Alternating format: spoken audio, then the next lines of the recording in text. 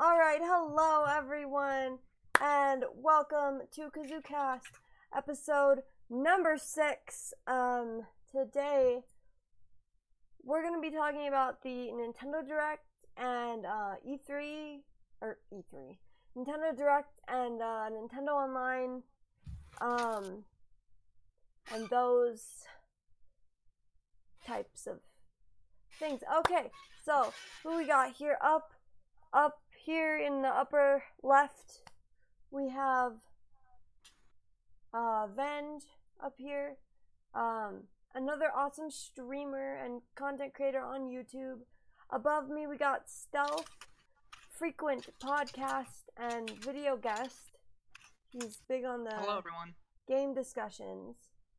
And over to my left over here, we have Dumo Plays. He's a new streamer. Hey everybody. I met him from Spawncast, like when I was on Spawncast, and he found me from there, I guess. So that was a good find. What? That was a good find. Oh yes. Thank you. And of course, you all know me. I am the YellowKazoo. As usual.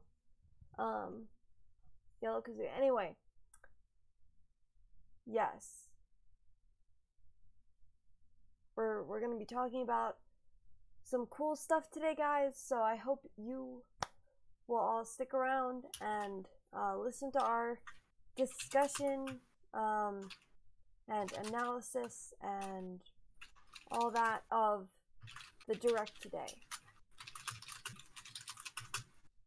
So, but what to start us off, Venge. Yeah. Hello. What have you been playing today, Venge? Or lately? Have you played anything that you like a lot? Yes, actually, I had to think outside of the box since I wasn't able to play 64, Mario 64, since my Nintendo 64, like kicked the bucket. Oh no. Yeah, so I substituted that with Paper Mario: The Thousand-Year Door. I hear that's a good one. I'm having a blast with that game so far. That's great. That sounds good. Stealth, what about you? Have you been playing anything lately? I actually just started yesterday Ys 8 on the Switch. Oh, really? From Capcom, yeah. And I'm having a lot of fun. It's not gonna go when I first started playing, and sometimes surprises like that are fun. Cool. Glad you've been liking that then. I hear that one is what is it? Is it a JRPG?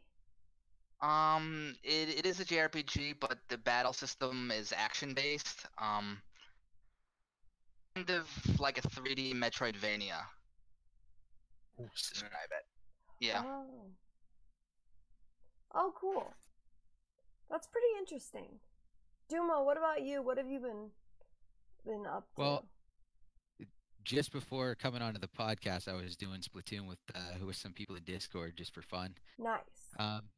Other than that, Monster Hunter, and still have to work through Octopath Traveler.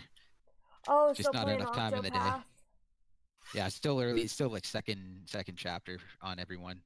I just haven't had a ton of time to play it. Nice. Oh, nice. That's cool.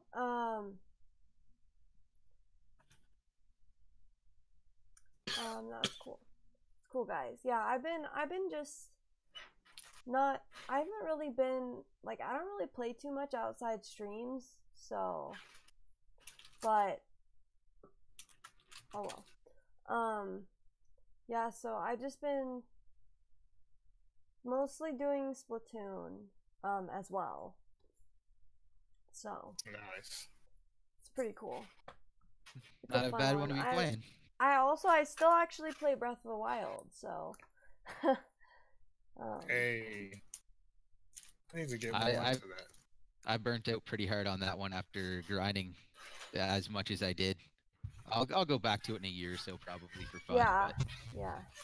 that I did 100% of the normal mode, and then I did all the hardest stuff in master mode right off the bat, and then I just Whoa. I turned around. I wanted to go from one end of the map to the other, and I brought up the map, and I was like, "That's a long ways." And then I turned it off, and I haven't turned it back on since. Oh man, yeah. It's a long walk from one end to the other, Oh snap. especially when you're used to fast travel. I don't know. It's like for me, it's hard because like I'm just so bad that I can't even beat one boss in master mode. So Oh, I went straight to the desert right off the bat, and I didn't mean to, but I ended up fighting the electric boss with like 3 hearts right off the bat. It took me like an hour and a half to get through it. It was terrible. Yeah, that's sounds like a struggle. Basically, if you make one mistake, it's done. Yeah. So yeah. You had to have a perfect fight, and it wasn't great. And the timing's really hard on that one too. So that was a nightmare. That's rough. That's rough. Not gonna lie. Yeah. So guys, the reason I have asked you all here today is so we can talk about the Nintendo Direct. There was a lot of stuff announced in it, and it was pretty great. I thought it was pretty great. What did you guys think of the Direct? Stealth, what did you think? As I mentioned on Twitter, I thought this was easily better than E3, other than the Smash content at E3, and probably one of the best Directs that they've ever done.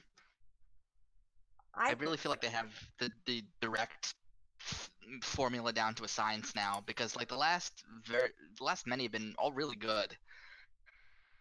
Kind of blew me away with a lot of things I was not expecting. Did you already, I know you're kind of an insider, so did you already know about Animal Crossing? That I didn't know about. Really? Yeah. Whew.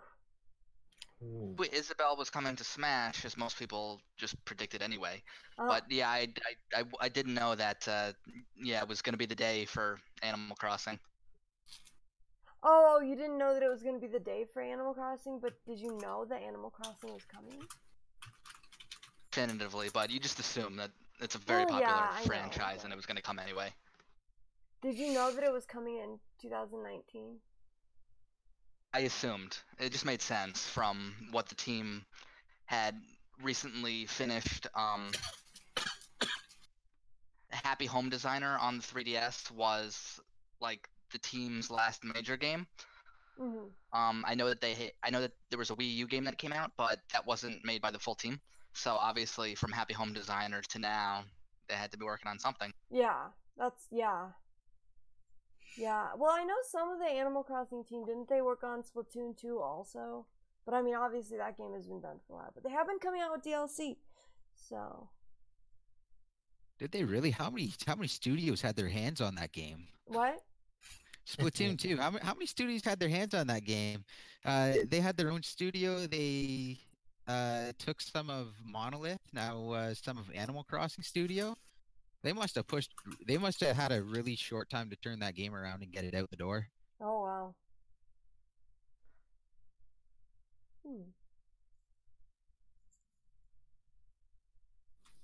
Yeah, that's pretty crazy. What about you, Duma? What did you think about the Direct? I gotta agree with Stealth. It's easily one of the best they've ever done. Like the amount of content in there is just staggering. Third party, first party, surprises. Even the big final end surprise, I actually had someone complaining about in my stream. They they saw the Smash announcement, and then I guess they figured it was done, and they left, and they were all mad. And Oh I was yeah. streaming. I was streaming later that night, and she was complaining about it. I'm like, you might want to go finish watching the Yeah, direct. you might want to finish Uh, watching it. Oh He's my like, gosh. Animal Crossing is my favorite game. I'm so upset that they didn't announce it. Just a Smash character. Like, I'm not happy with that. I'm like, go back and finish the direct. Yeah, go Came back back. and watch. Oh my gosh. Yeah, he's gone for about 10, 15 minutes. Came back and it's like he said, this might sound really, really weird, but I'm crying right now. And I'm like, yep. Oh. Yeah, that's it's a pretty big announcement for you to miss. You should have stuck around for it. Yeah, really.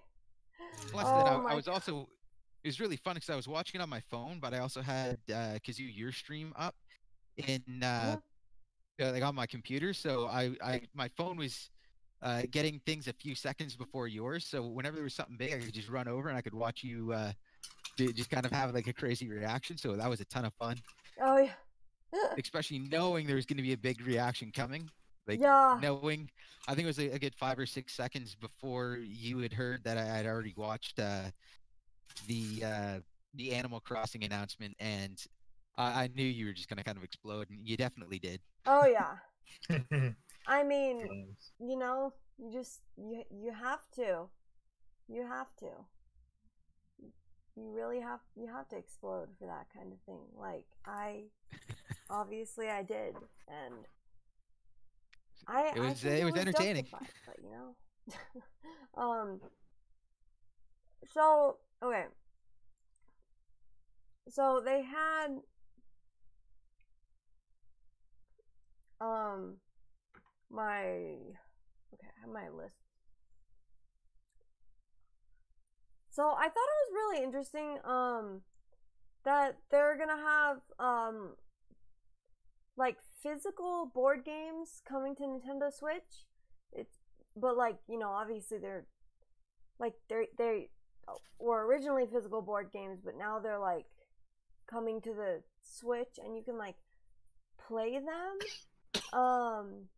And Catan is one of them, so that's pretty cool.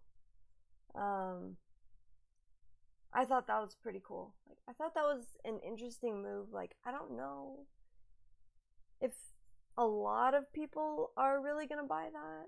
Oh shoot, it froze. Yeah, I don't know if a lot of people are really gonna buy that, but what do you guys think? Do you think people are gonna get that, or do you think that not really? I don't know. It kind of depends on the person. Yeah. To be honest.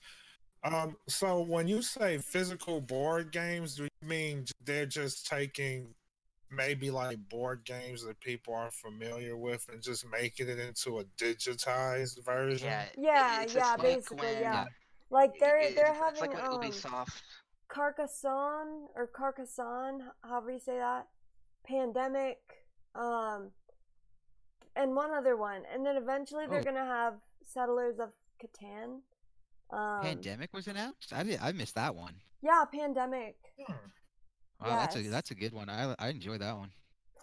Yeah. And also like I guess I'm not like quite clear on how it's gonna work, because is it like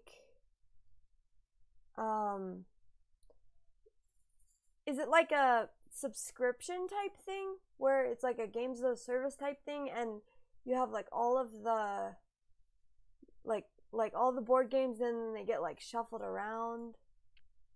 Oh, Munchkin was the other one. Oh, that's a fun one too. I've got to look that stuff up. That's very new to me. Yeah, I got some of those on my shelf right now. Oh wow!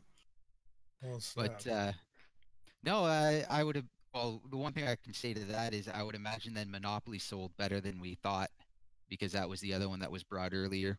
It's possible. So if Monopoly sold fairly well, I don't feel like it'd be an overly expensive game to make. So if you're selling it at a full price, $60, and it's quick to punch out, I don't know why you wouldn't do it. if people Yeah, are well, I obviously mean, willing to buy Monopoly it. was $40, right? Whoa. Oh, even still, like even better, more people can get a hold of it, and more people can play it online. Um, Ooh, that'd be cool. Yeah. well, that's going to be the big thing, It's like, well, why would I break out Catan and like why wouldn't I break out Catan and play? It's like, oh, because I want to play with you guys, and we're Yeah. nowhere near each other geographically. So Right. that's basically where you're going to get it. And then on top of that, I believe Monopoly had gyro control where you would shake the Joy-Con to roll your dice. Oh, yeah. Again, little simple Yeah. things. I'd imagine they're very easy to make, very easy to do, quick to produce. So a decent studio working hard could probably punch out a few of those board games pretty quick. I would pay for Probably. that because like it reminds me of back when I played a lot of Monopoly and not Q, I mean like Clue on the Sega Genesis back in the day. Oh, Um really?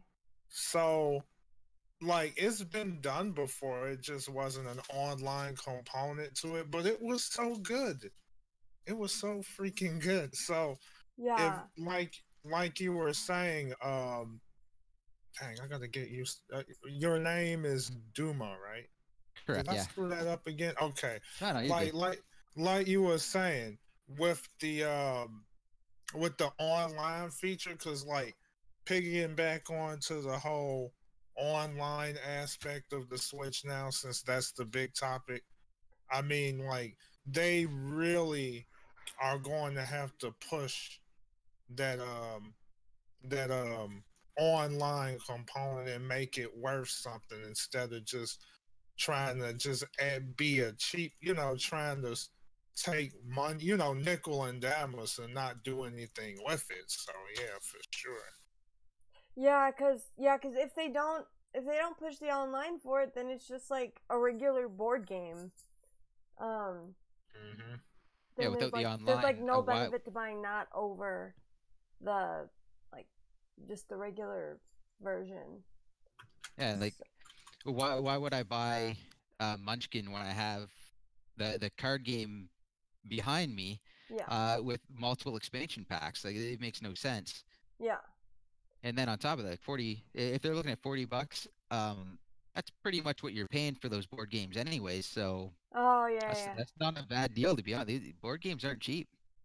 Oh, they're That's not. true. Yeah, yeah. Because if you can play online, but then would you be able to play like online and locally, or could you only do?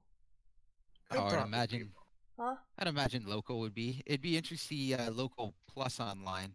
Yeah. So if you have someone like in your house, they don't have to go over the bandwidth, and then you can both play. It'd be interesting to see how they handle all that, but it wouldn't make sense to not have the local play and the online play. It just whether you set up a lobby through the internet or it's going to be peer to peer either way. So might as well make it both.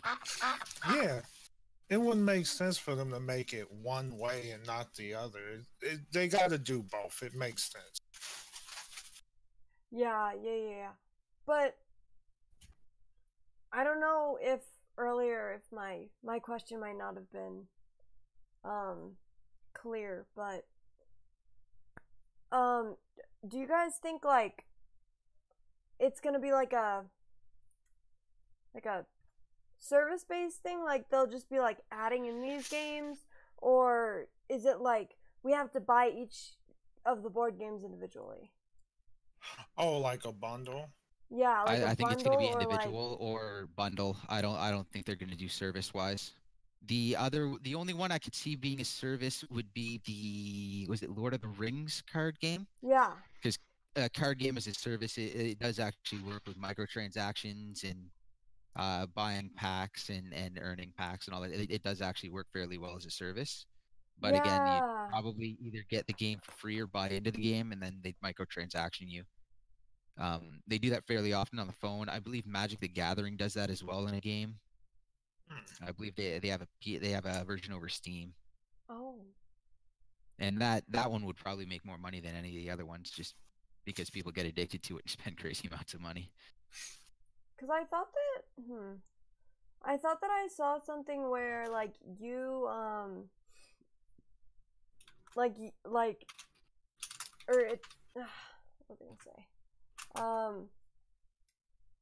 So it looks like the expansions of Pandemic will be made available as paid DLC. So like.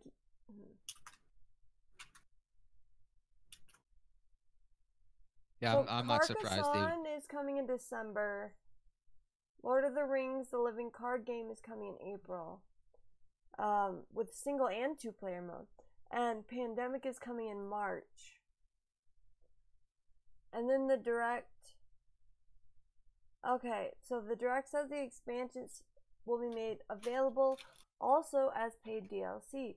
So are they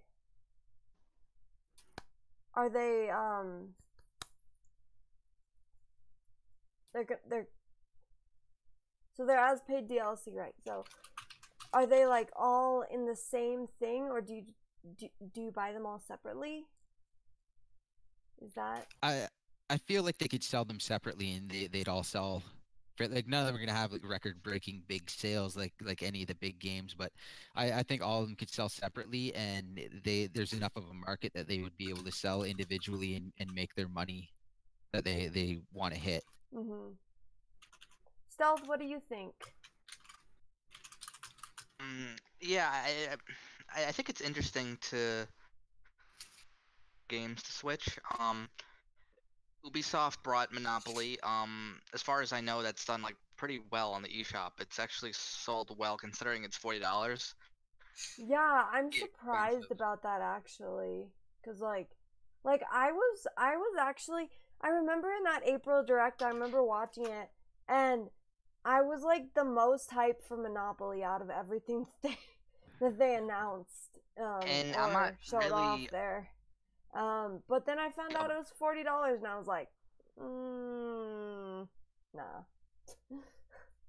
Yeah, I'm not really a board game person, so honestly, I had no idea what any of those games were during the Direct. But then I watched other YouTubers live react, and clearly they knew more than I did. So I mean, I'm not really sure how they'll do. It probably depends on when they release them and the price. I would say, but a niche thing. Kind of do need to have people to play with you for board games.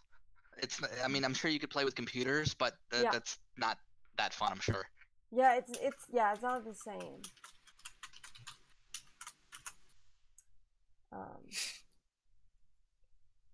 And then let's see here.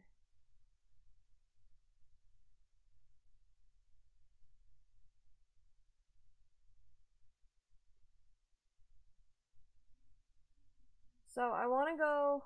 Let's see here.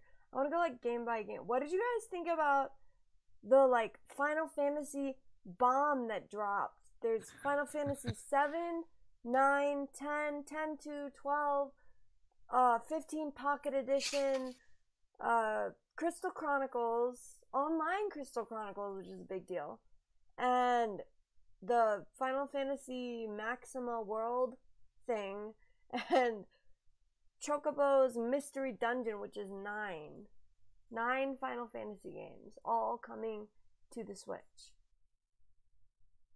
I would say that's actually quite hype. For me personally, I played Final Fantasy VII until I was dead in the face though, so it's like, because I played and beat that game like over 10 times throughout my lifetime. I loved it that much. So I run that game into the ground, so I would say it still would be cool, but I probably wouldn't care as much for that one. That makes sense. Have it. But I would say there's a lot of hype, especially with the one that has the what was that? What did they call that again? The Crystals one? Crystal Chronicles. Yeah, Crystal Chronicles Online. That looks like that would be a lot of fun. And on top of that, then you have the Final Fantasy one where they put like all your favorite characters together in one game and chibi characters. I thought that was so freaking adorable, but cool at the same time. Is that the Pocket Edition one? No, it's the World of Final Fantasy. Oh, World of Final Fantasy. Yeah, it's like a celebration game, like celebration of the history of the series. I believe so. Yeah. Yes. Okay. So that's so freaking hype. But one more thing. The Pocket Edition for Final Fantasy, I think I get 14 and 15 mixed up. I think it's 15. So many numbers. The Final Fantasy 15 Pocket Edition, that actually looks really cool. And I feel as though if they add online to that would be that would be so cool. Because what I'm hoping they do, especially when it comes to the online service, if they could just more of their games would support online. That's the thing that I'm concerned about. Especially, I know I'm kind of fast forwarding a little bit, but to give you a quick example, and then we could turn it over to another one of our friends. The new Super Mario Bros. Deluxe, right? Like, because when I looked at it, I was like, I was hyped when I heard about it, but then when I watched the gameplay, it was like a lot of it, it's not like they really tricked out the levels or anything. So it's like, for me, it's like, it's cool. They added some additional characters. They did a few extra things here and there, but my biggest concern is if they're really gonna make this worth something, especially nickel and diming us with the Nintendo Switch Online. I understand that there's politics that's involved and all that, and Miyamoto even developers about like being too greedy when it comes to stuff like expansions and playing off of microtransactions and stuff. If they're going to do this, take advantage of it, then make it worth our money, and make those Mario games that could be online worthy have online. And Deluxe is huge. Like, if they have online for that, that would just make me do 100 dabs. I would legit do 100 dabs on live on stream just because I'm that hype. Yeah, like I would really like if that. I haven't heard anything about New Super Mario Bros. U Deluxe having online, but if it does, then that would be really cool. Yeah, I don't think it will, because I remember when the game came to Wii U, that was actually somewhat of a controversy. It's like, why didn't it have online then? So I don't think they're specifically going to add online to it, because the way Nintendo sees it, it's more of a have fun with your friends on a couch kind of game, and they think it wouldn't really be fun online. That's I think their mindset, but I don't think they would add it, unfortunately. But yeah, like you would think, oh, 4 characters, it just made for it. But yeah, I don't think they're specifically going to add it. Yeah, it's like literally perfect for online. Like, well, like I remember playing New Super Mario Bros. For Wii and all those games, and they were so much fun couch co-op. But those people. They don't live anywhere near me, and we're definitely not getting together. We all have kids now. We don't have time to be spending a night playing games like that. Like going over to someone's place, playing games like that. You know, you can't walk home at 2 a.m. now. It's you gotta get with kids, and it just doesn't work. Like sometimes you can't. It would have been cool if they added it. Yeah, completely. What? Back to Final Fantasy for a second. Yeah. I need to talk about it. Sure. So asked me if I knew certain games in the Direct earlier. I knew about these. All of them? Not all of them. I knew about the numbered ones. So 7, 9, 10, 10, 2, and 12. Didn't know about Crystal Chronicles. Didn't know about world of Final Fantasy, didn't know about Chocobo, didn't know when they were going to drop, if they were going to drop altogether, how they were going to do it. Even though I knew about it, I still freaked out. It didn't matter. Yeah. Only because I'm not. I wouldn't say I'm an older gamer, but I do remember when there was bad blood between Nintendo and Square. Over Final Fantasy VII moving from the N64 to the PlayStation 1. So really, for me, it was like an out-of-body, like, Final Fantasy games were coming over. Because really, like, I grew up thinking, that's really impossible. Because they just wouldn't do it. Not because it was technically not possible, but wouldn't even consider it. So so for me, it was just awesome. Like, out of all of them, just to see Final Fantasy VII on a Nintendo system, just the most awesome thing. I didn't think they'd bring 7. I would have thought they'd bring 8 before 7 because of the remake. So because of the remake, Yeah. I assumed they wouldn't put 7 on the system and be like, well, here's the story, because people are already complaining that they might be changing the game too much from what it was, and then to give Nintendo, like the original one, no, seems like some people are gonna pick that up. So great move for Nintendo. 8 didn't come over. Well, there's no good Switch. There's no good PC port of 8. Yeah. Also, there's some issues with the licensing of the music. They haven't been able to get around in all these years. So that's pretty much why, like, 8 hasn't even come to anything else. They can get around it at any point in time. They got to open the wallet. That'll fix everything. Yeah. Yeah. I was pretty happy with all those Final Fantasy games. That was awesome. As an RPG, 9 Final Fantasy announcements pretty much back to back. You can't beat that. Oh, it's insane. It really is. Square said they were going to support. They supported. I'm surprised by 7. Really excited for it too. I actually missed 7 back in the day. I started with 9.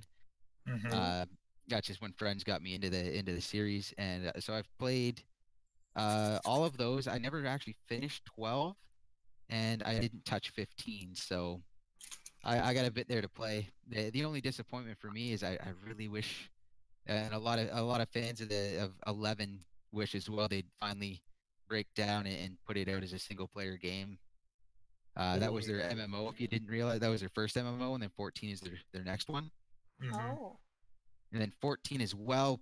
They were looking at bringing over, but it sounds like Sony is blocking it via crossplay issues. I actually tweeted about it, but Final Fantasy 15 Pocket Edition is actually #1 on the US eShop right now. Oh, So I was thinking, if that game is #1, Van Dab. like, all the Final Fantasy games gonna be like when they launch. Now you also have to remember it's on sale right now. It would, I think, 40% off. But even 20% still, off, 40% off. Something? It's $20, which is still pretty pricey. And it was also released last on the Switch. Yeah. So there's a lot of things going against it, but it's still hit #1. Oh, I'm not surprised at all. People are clamoring for anything Square on Nintendo right now, so I'm not surprised in the slightest. Great news though. I would support that. The thing that's got me so hype about this when you guys shared it with me off, like before we started, was like when we got into that discussion about third parties, and like I feel like that's what makes this direct so special right now, because of the fact that they're getting all this support from other developers, because that's what killed them. That was like one of the biggest reasons that they got hurt so bad with the Wii U, because they wasn't getting that kind of support. It was like, yeah, they advertised it back, when the Wii U first came out, but it was like, where did they go from, after its development and after a year went by? They kind of just went ghost. And so to see this is like, so like, oh my God, Nintendo's a monster right now. Well, one thing Yeah. Nintendo has to stop doing on console releases is buddying up to EA because they're like, oh yeah, unprecedented support. Here's a broken game. Goodbye. We don't like you. Yeah, like yeah, it's Ooh. like here's a broken know, game. Oh, it didn't sell well, so we can't put any more on. Yeah. Here's a half attempt at FIFA. Again, apparently it's still a good FIFA game, but it's not. It wasn't the FIFA that everyone else got, and it wasn't even like the story mode or anything. The game itself played completely different. Again, apparently it played well, uh, and I'm sure it sold decently. But it's like, oh well, we didn't have enough time to port the engine over to the Switch. Well, it's been a year. Where are you at now? Oh, still on the Yeah. same Switch engine. Yeah, I don't think you're gonna bother. Where's the rest of your library? Where's like EA has games that bombed. Why didn't you port those over? They need the extra money. Mm-hmm. Their developers don't even want to try. Same with Yeah. Activision is having issues where they don't believe they don't even know what the Switch is capable of. They haven't even tried. True. Yeah, but in terms of Square, Did you hear about one of the FIFA games made like $24 million or something? Oh yeah, they make a lot of money. Crazy, Yeah, it's all they make a microtransactions. ton of money, and yet they still try to put Square. loot boxes in. But that's evil. another topic. Yeah. But in terms of Square, they put 0 games on the Wii U, but in only a year and a half of Switch, they've already announced / released 20. Yeah. Where they're headed. That's insanity. I love it. It's Yeah, good to see all the Square, third-party support. Square supporting. All the third-party support. Honestly, out of all the third party they could get to fully support the Switch, I think Square Enix for the Nintendo fan base is probably the biggest third party developer they could get. Mm-hmm. Especially when you start looking at the back catalog and what they can bring out, which we just saw in the Direct. What did you say? So like as far as like third party support, if there was only one company they could get, Square Enix would be it for the Nintendo fan base. They just have so many games, so many properties they can bring out, and we just saw that in the Direct with That's true. nine Final Fantasy announcements. I mean, name a company that can just walk out and be like, here's 9 massive games that you're gonna love. Yeah. from the same series, no less. And from one where it's Nintendo's fans have been getting neglected and missing all of this. Well, yeah, here you go. There's all of it. Like you don't have many companies that can show up and just drop something like that on you. I never would. You could tell me that Square's gonna support fully, and wow, they announced 3 games, 4 games. Like, that's insane. 9, like that's unheard of. That's absolutely ridiculous. Pretty sick. Yeah. Yeah. I'm very excited about that. Yeah, that's like unprecedented. Their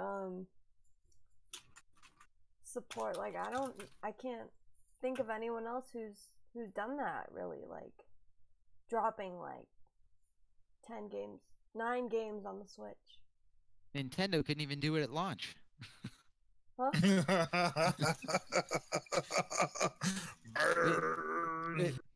They launched. I think it was Nintendo couldn't drop that many games at launch. Oh. And not to say like, I honestly think their launch was one of the smartest launches they've ever done. One of the smartest console launches ever. They trickled it in and they spread it out. It was amazing how they did it.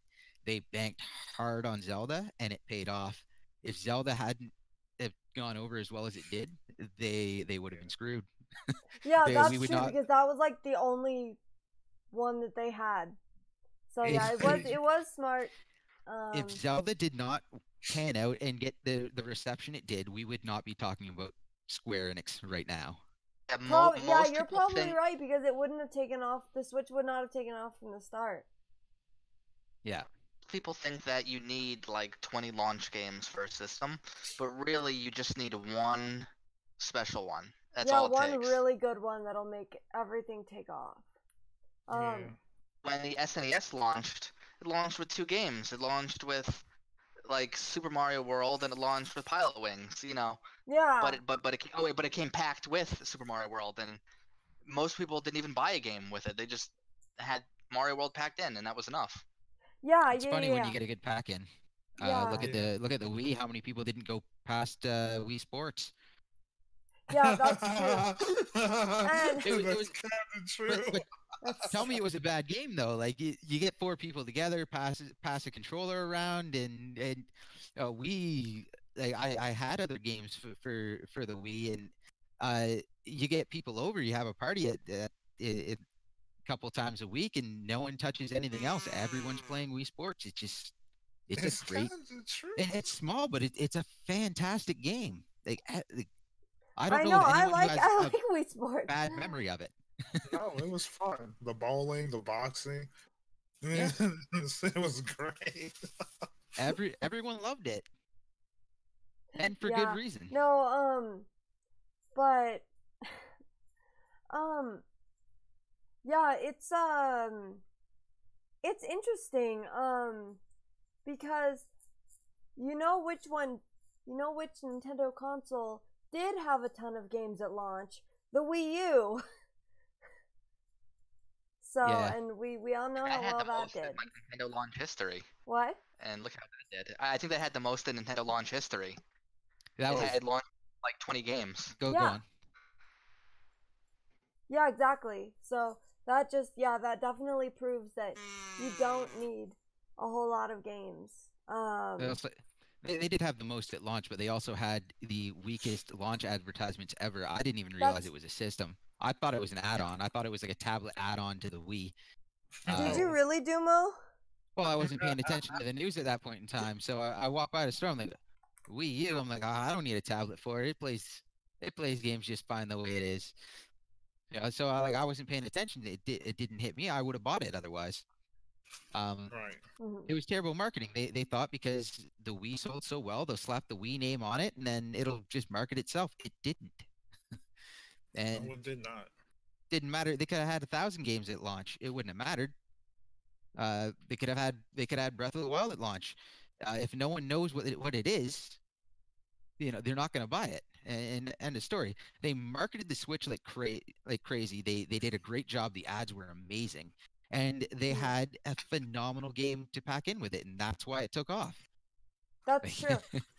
But I don't know though if that's totally true. Like, if they don't know what it is, like, they're definitely not gonna buy it. Cause like, you have people who don't know what it is. Then they go into the store and they're like, "Oh, I want to buy this as an add-on for my child's Wii," and so then they find out what it is, and they still don't want to, or then they don't want to buy it after they find out what it is. Yeah, the whole thing was a mess. So like, I don't know why that is, but anyway, getting back to E3, The Direct. the Direct. I don't know why I keep saying E3.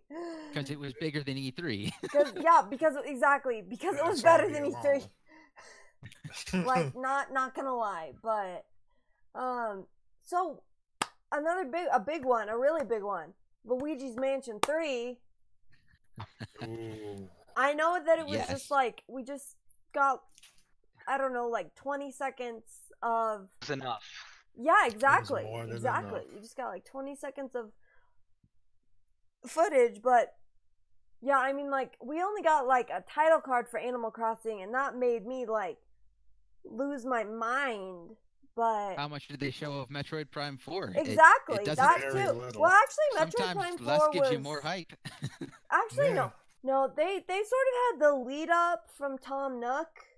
Well, for the Animal Crossing reveal, they sort of had the lead up with Tom Yeah. Nook, and then the title card, and then Metroid Prime 4. It was just like the spacey, starry stuff. Then the They- logo they- flies I in. don't A know few why I'm doing seconds this. later, crowd Uh. goes crazy. People are happy. I Nintendo watched. was- I don't know if you ever watched Arlo's reaction to it. He almost had a heart attack. Oh, Just yeah. breaking it. Nintendo's That good. was hilarious. But in terms of Luigi's Mansion, I watched a lot of the live reactions, and at first people thought it was the 3DS game. I never did. It looked too clean, even from like the opening shot of Luigi opening the door. So I watched it, and it's very obvious that it takes place in a hotel, and Mario's Yeah. gone missing. Oh, man. And it takes place in just a giant, like, spooky hotel, which I think is just an awesome setting for that. Yeah, They it should've is. changed It is an interesting setting. I know that somebody, one of my friends, she said, I don't remember what it was, but there was like some anime back from like 2003 that was like a haunted hotel or something. I don't know. I guess it's kind of like cliche a little bit. Like The Shining. They should have changed the name. Like Luigi's Mansion, The Shining. What? Yeah, I mean, what I thought about is like those like big laundry rooms in hotels and how kind of scary that they could make that. But yeah, like people have already done frame by frame analysis of everything, and there's one like hotel room where you can see like Mario's luggage, and it's been opened, but you know, so Ooh. you can tell he's missing. Oh But man. yeah, I mean, we don't know who's developing it yet. I assume it's level 5. I assume it's Next Level Games who did the second one on the 3DS. We don't know yet, but it kind of feels like the 3DS one. A vibe. Yeah, that's going to be a really exciting game for people to get into. Luigi's Mansion, the GameCube was so good, and a lot of And I people were also really mad when the remake was going to the 3DS. And at the end of the day, I think what we're going to have to take away from this is when they remake something for the 3DS, and everyone's getting all mad because the 3DS is getting more content. There's a good reason for it. Look at what they're doing with the mobile. They release a 3DS game, a mobile game, something, get the name back out there, and then Switch gets announced. That's because true. Something brand the new. main teams are not doing the remakes. What? They're outsourcing that. So while an outsourced team does the remakes on 3DS, you know, the main teams can build games on Switch, which is what's happening. Yeah, and it makes perfect sense, but people are still going nuts over it, and it's like, you just wait. They're getting the name out there and they're building it. They've learned a lot from everything that happened between Pokemon Go and Pokemon Sun and Moon. They're really looking at that strongly right now. I think they missed the mark with Fire Emblem because they missed the window after they released the mobile game. But everything else, they're going to be doing 3DS mobile games leading up to it. They're already talking about a mobile Zelda. And once that comes out and then things kind of blow up mobile and the casuals are all seeing it, they're going to announce the next Zelda game on Switch. Yeah. It is kind of odd that they released that Fire Emblem mobile game and then now I don't know, they're not releasing it till like next year. And I thought it was interesting that Fire Emblem wasn't in the Direct. Yeah, that was surprising. I was really expecting that. If it's supposed to come out, because it's supposed to come out in spring 2019, right? They showed a lot of spring 2019 games. They showed a lot of 2019. 2019's packed. That's but true. The thing is, really packed. They're going to be direct in November. There's probably going to be one in January. So, my assumption is they just had so much stuff and they had to make some hard decisions about what was going to fill that 30 minutes. That's true. They had other places to announce it. Yeah, I wouldn't take that to mean like it's delayed or anything, but I just think they had so much stuff that probably lead off the next direct in November or January, you know? Yeah, Yeah, and then that makes me also wonder again, like,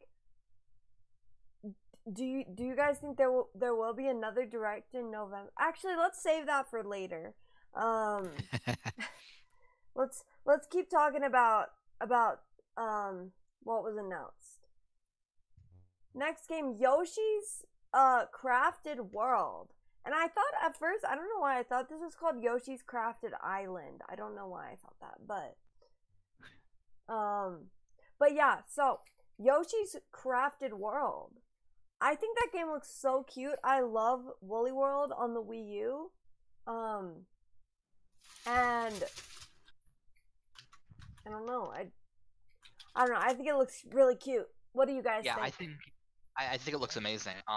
The vibe I get from it. I don't know if any of you have played Little Big Planet on the PS3. I've But heard of it. Yeah. yeah, it kind of had it.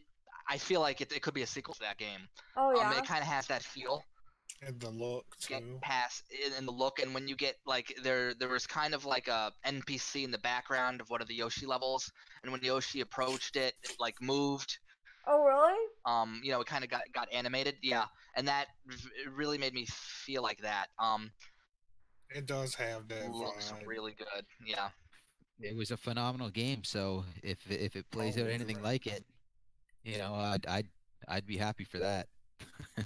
Yeah. But I think they finally found a really good aesthetic for it. The whole everything around wool and all the crafting stuff. I think they found a really nice little hook for the game, and I wouldn't be surprised if they run with this for a little while because it's working for them.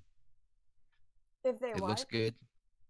I wouldn't be surprised if they just keep going on with wool and crafting supplies and whatnot, and Yeah. maybe even trying to like different crafting styles, because this is working for them. It's bright, it's colorful, it looks good, and it's interesting, and it really is working for them right now.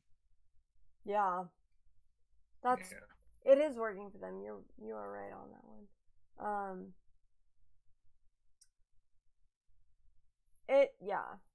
I don't know. It looks really beautiful. I wonder though, like, why, like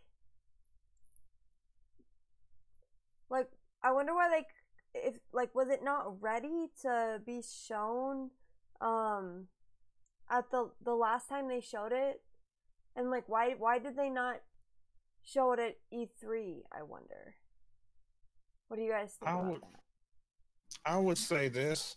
The thing about Nintendo is, especially if you like, especially as I was thinking about it over the course of this year, especially after E3, one thing that is abundantly clear about Nintendo, ever since they, did followed the whole direct path, is apparent that Nintendo doesn't feel like they need E3 to showcase everything that they have. Yeah, that's true. And I like the fact that they're taking this route because, they don't, because they can take their time and show everything when they want to. Just like how, just by looking at this new Yoshi game and the kind of vibe that it gives off the kind of detail that you see in this game. Just like how was this stuff that pointed that out about it being giving off that vibe of My Little Big Planet? Yeah, Stealth mentioned that. Yeah. Okay, I'm only saying that because I'm not playing stream and any weird stuff on my end. It's like that's a lot of work, because like, considering all the things that you're doing in that game and just the fact that it's so visually appealing. Because when I saw like the backdrop, you look at the background and it has that blurry look, and I'm like, oh snap, that does have like that Little Big Planet feel to it. And so they was like, yo, so they're taking their time showing off everything, which I just really love. Yeah. Because this gives them the opportunity to play with everybody's heads, right? Yeah, just like with the. Yeah. That's true. That's true. It's That's smart. definitely true. Well, and I think you really nailed it with they're going to show it when they want to, and when they want to is not in the middle of summer when everyone's outside and having fun. E3's a big gaming event, a big gaming expo and all, but at the end of the day, companies are advertising for themselves there, and midsummer is companies are advertising for themselves there. Yeah, and, yeah.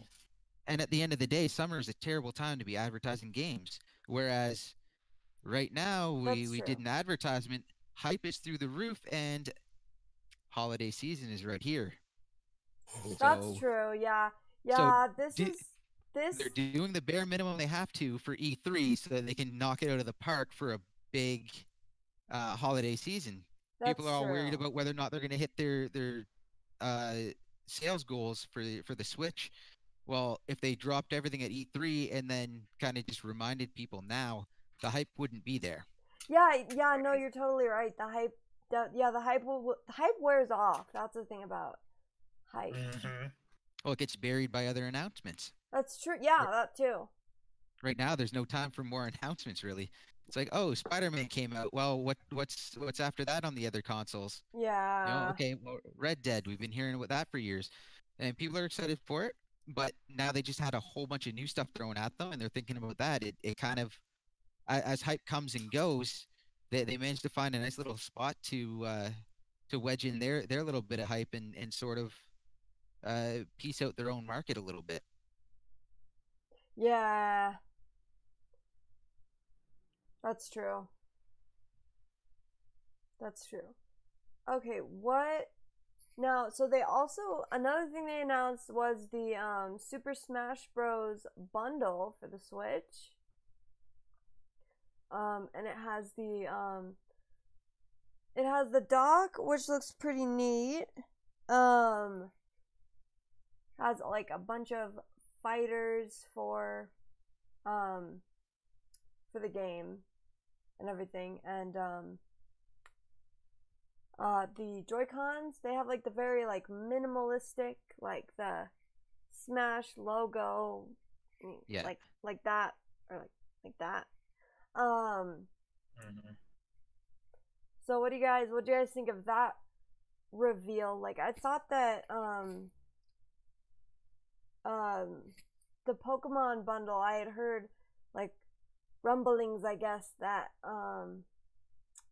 the Pokemon bundle like kind of confirmed the Smash Bros bundle, because it's like, oh well, there's a SKU on, I don't know, Best Buy or whatever, for like something Nintendo Switch or something, and it was about the price that it would be with a game and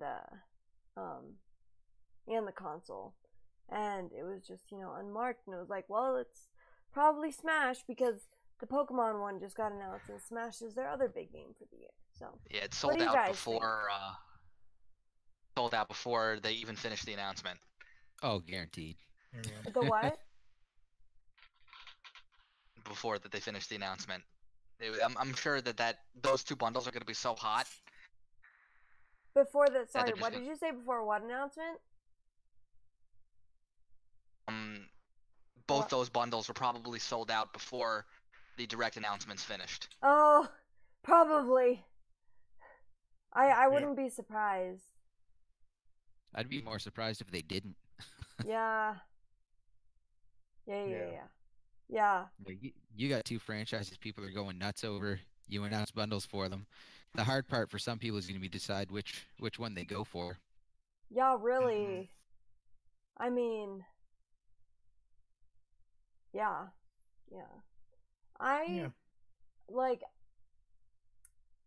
I'm like feels bad, man, because they don't have, or they didn't have like a Zelda themed Switch at launch. Like, that would have been cool, because I got my Switch at launch and I'm not about to buy another Switch, honestly. I'm in the same boat. What? I'm in the same way. I bought it at launch, and Yeah. I would love to see a Zelda theme, but I'm not buying another Switch. Nah. Mine's gonna have to catch fire and stop working before I buy another one. Yeah, no, I know it. Yeah. I agree. What do you think, Self, about the bundle? I think they're great packages for potential new owners during Black Friday and the holidays. That's really what it's meant for. Yeah. Yeah, definitely. But I do think, I do think there are plenty of families that are in the market for a second Switch because their kids can't get along, and they need two.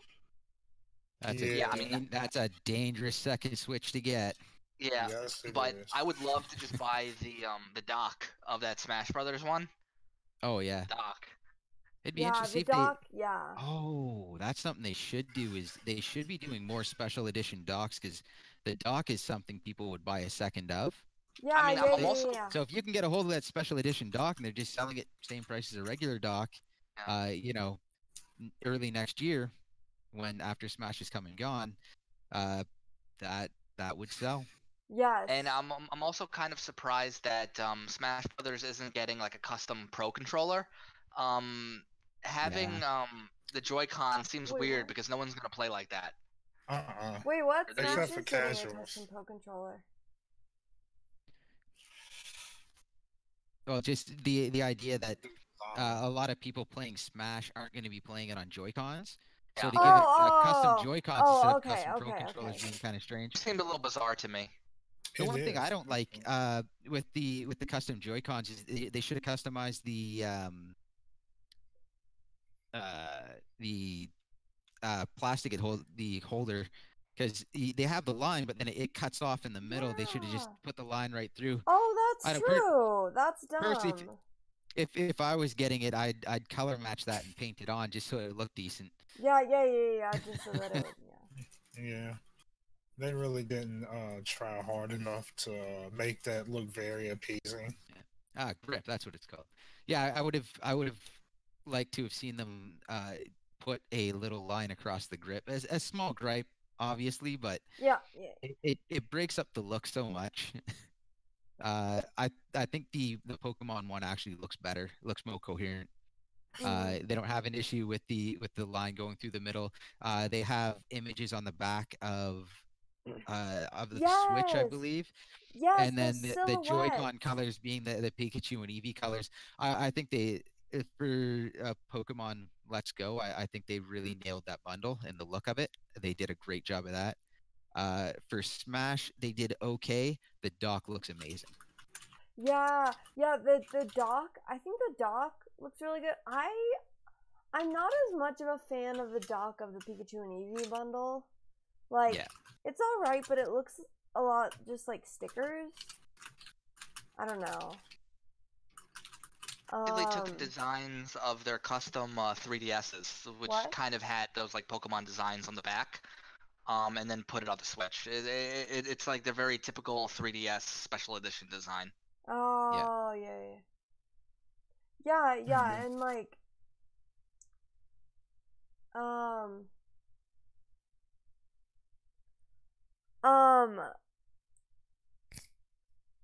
what was I? Sorry, what was I gonna say? I forgot what I was gonna say. Oh yeah, the silhouettes on the back of the actual Switch console itself. I think that was a really good idea, and like, I feel like they should have done something like that for like the Smash one. I don't know if that would like work design wise, but I think it would have been cool.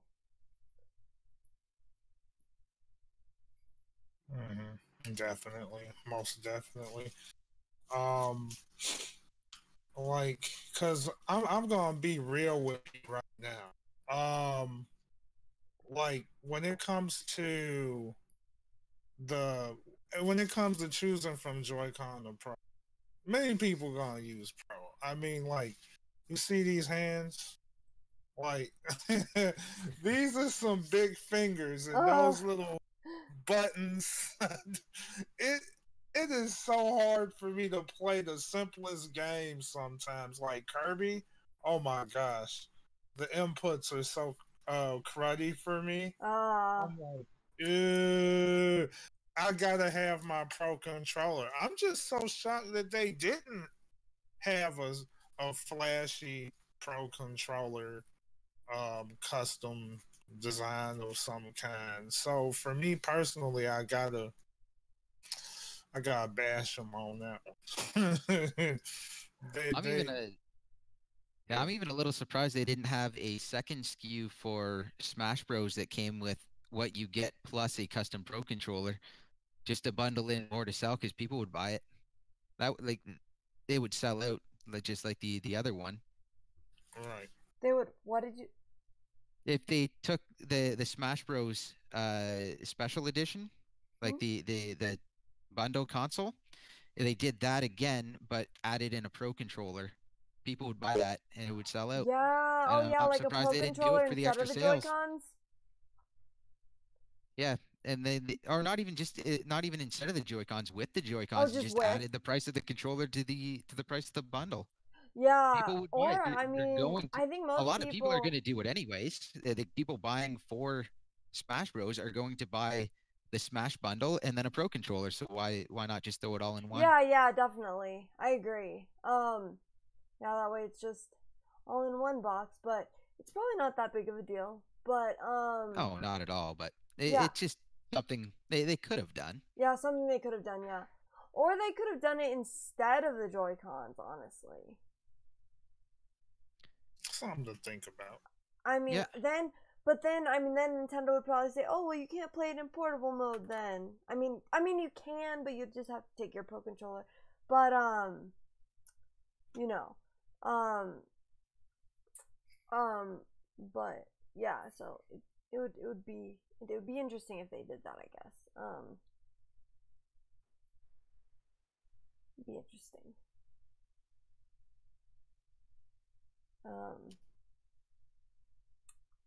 I looked this up. I was wrong. Smash is having a special edition Pro controller. It's just not in the bundle. Yeah. Oh, that's good. I was about to say, I'm like, yeah, it is I having a don't special know why I edition said it, controller. but then like instantly I remembered they did announce it. It actually has white grips and it has like the circle logo in the center. Yeah. hey, So they actually do have one. It's just not part of the bundle, which to me I'm also doesn't make any surprised it's sense. not. Yeah, it doesn't really like. I don't know. That doesn't really make sense, but Oh wow, that's a sharp controller. Mm. See, that looks way better than the Joy-Cons. Yeah. See, I told you guys they were. Yeah, I don't know. I forgot. Yeah. Yeah. Salty. I missed that one. Yeah, that. But looks yeah, it is infinitely better weird than that the they're Pro- not part than of the the Joy-Cons. bundle. It's not part of the bundle. Man, doesn't make sense. I mean, it's the Smash Bros. Bundle, so why not throw it in there? I mean, even if you put it in and raise the price slightly to a normal bundle, it'd still sell out. There's no reason not to. Yeah. I think they definitely need the bundle that they have now just to have the cheaper price for parents, but they could definitely do, even if they did half Player the bundle kind of thing. Yeah, like if they had a Smash bundle, then a Smash Pro bundle, people would buy it. They'd probably sell just as well, and if nothing else, if they're really worried about it, only make half the number you made of the Smash bundles. They'd sell easy. It's simple upselling.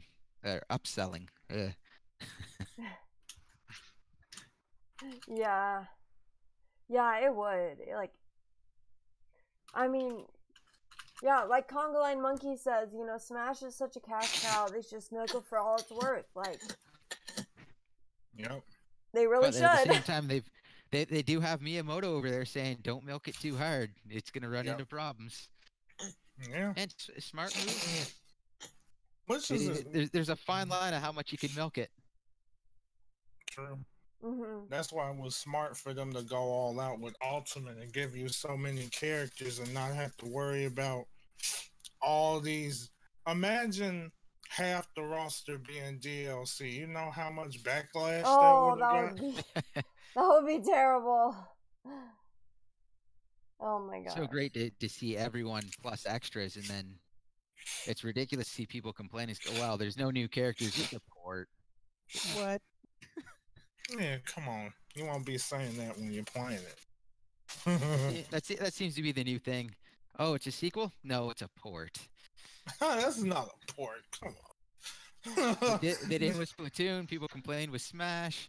I don't know when people forgot what the difference between a port and a sequel was, but maybe they need a direct to explain it to everyone.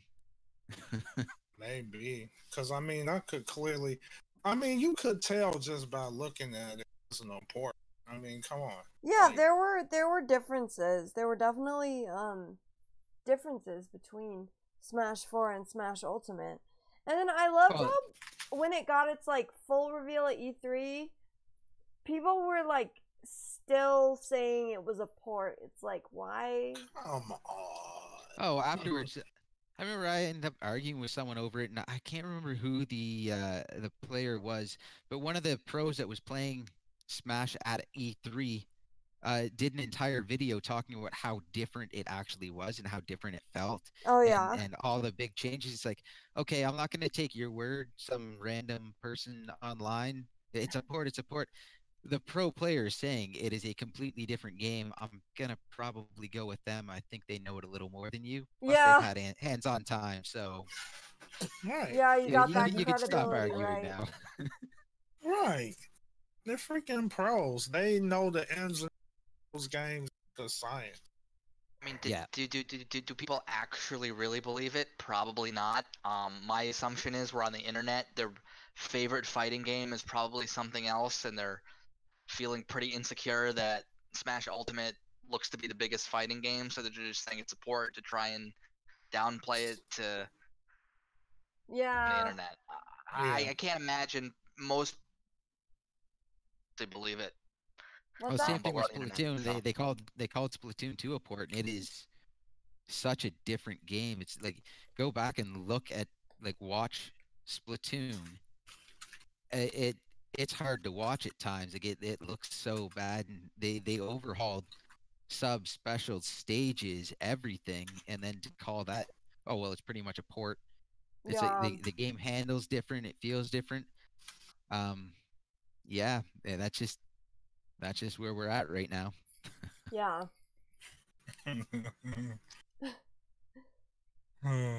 Yeah. Yeah, it's pretty silly. But anyway, back to the direct. See, I didn't call it E3 this time. Good job. Nice. Good job, Kazoo, good job. So now we have the with our what I know will be our favorite topic, the Nintendo Online Service. They revealed those awesome NES Joy-Cons. Like those, like, and they attach to the Switch, which is so cool, and they're wireless. I just think these Joy-Cons are honestly just so cool. And so obviously they're like a full, like a real controller, not like the Joy-Cons really. Like the, you know, the traditional Joy-Cons. I mean, not that they aren't like a real controller, but they're kind of not.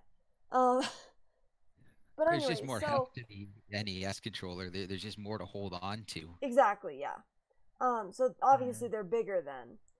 But so the part that I did not necessarily like about this is that they're $60, right? But they're only available to online subscribers, which What? I didn't realize that. That seems a little bit. What kind of? yeah. So so the online subscription is $20. So then that, I guess, covers the cost. I don't know, or I guess maybe they're cheaper because they probably don't have HD Rumble, so that probably makes them cheaper. But I just thought of that right now. That's still freaking weird. That's their special offers. Oh joy, your special offers. Yeah. So Yeah, I don't. I that whole special offers thing. That is the one thing out of all of it that annoys me quite a bit. yeah, I know. It's like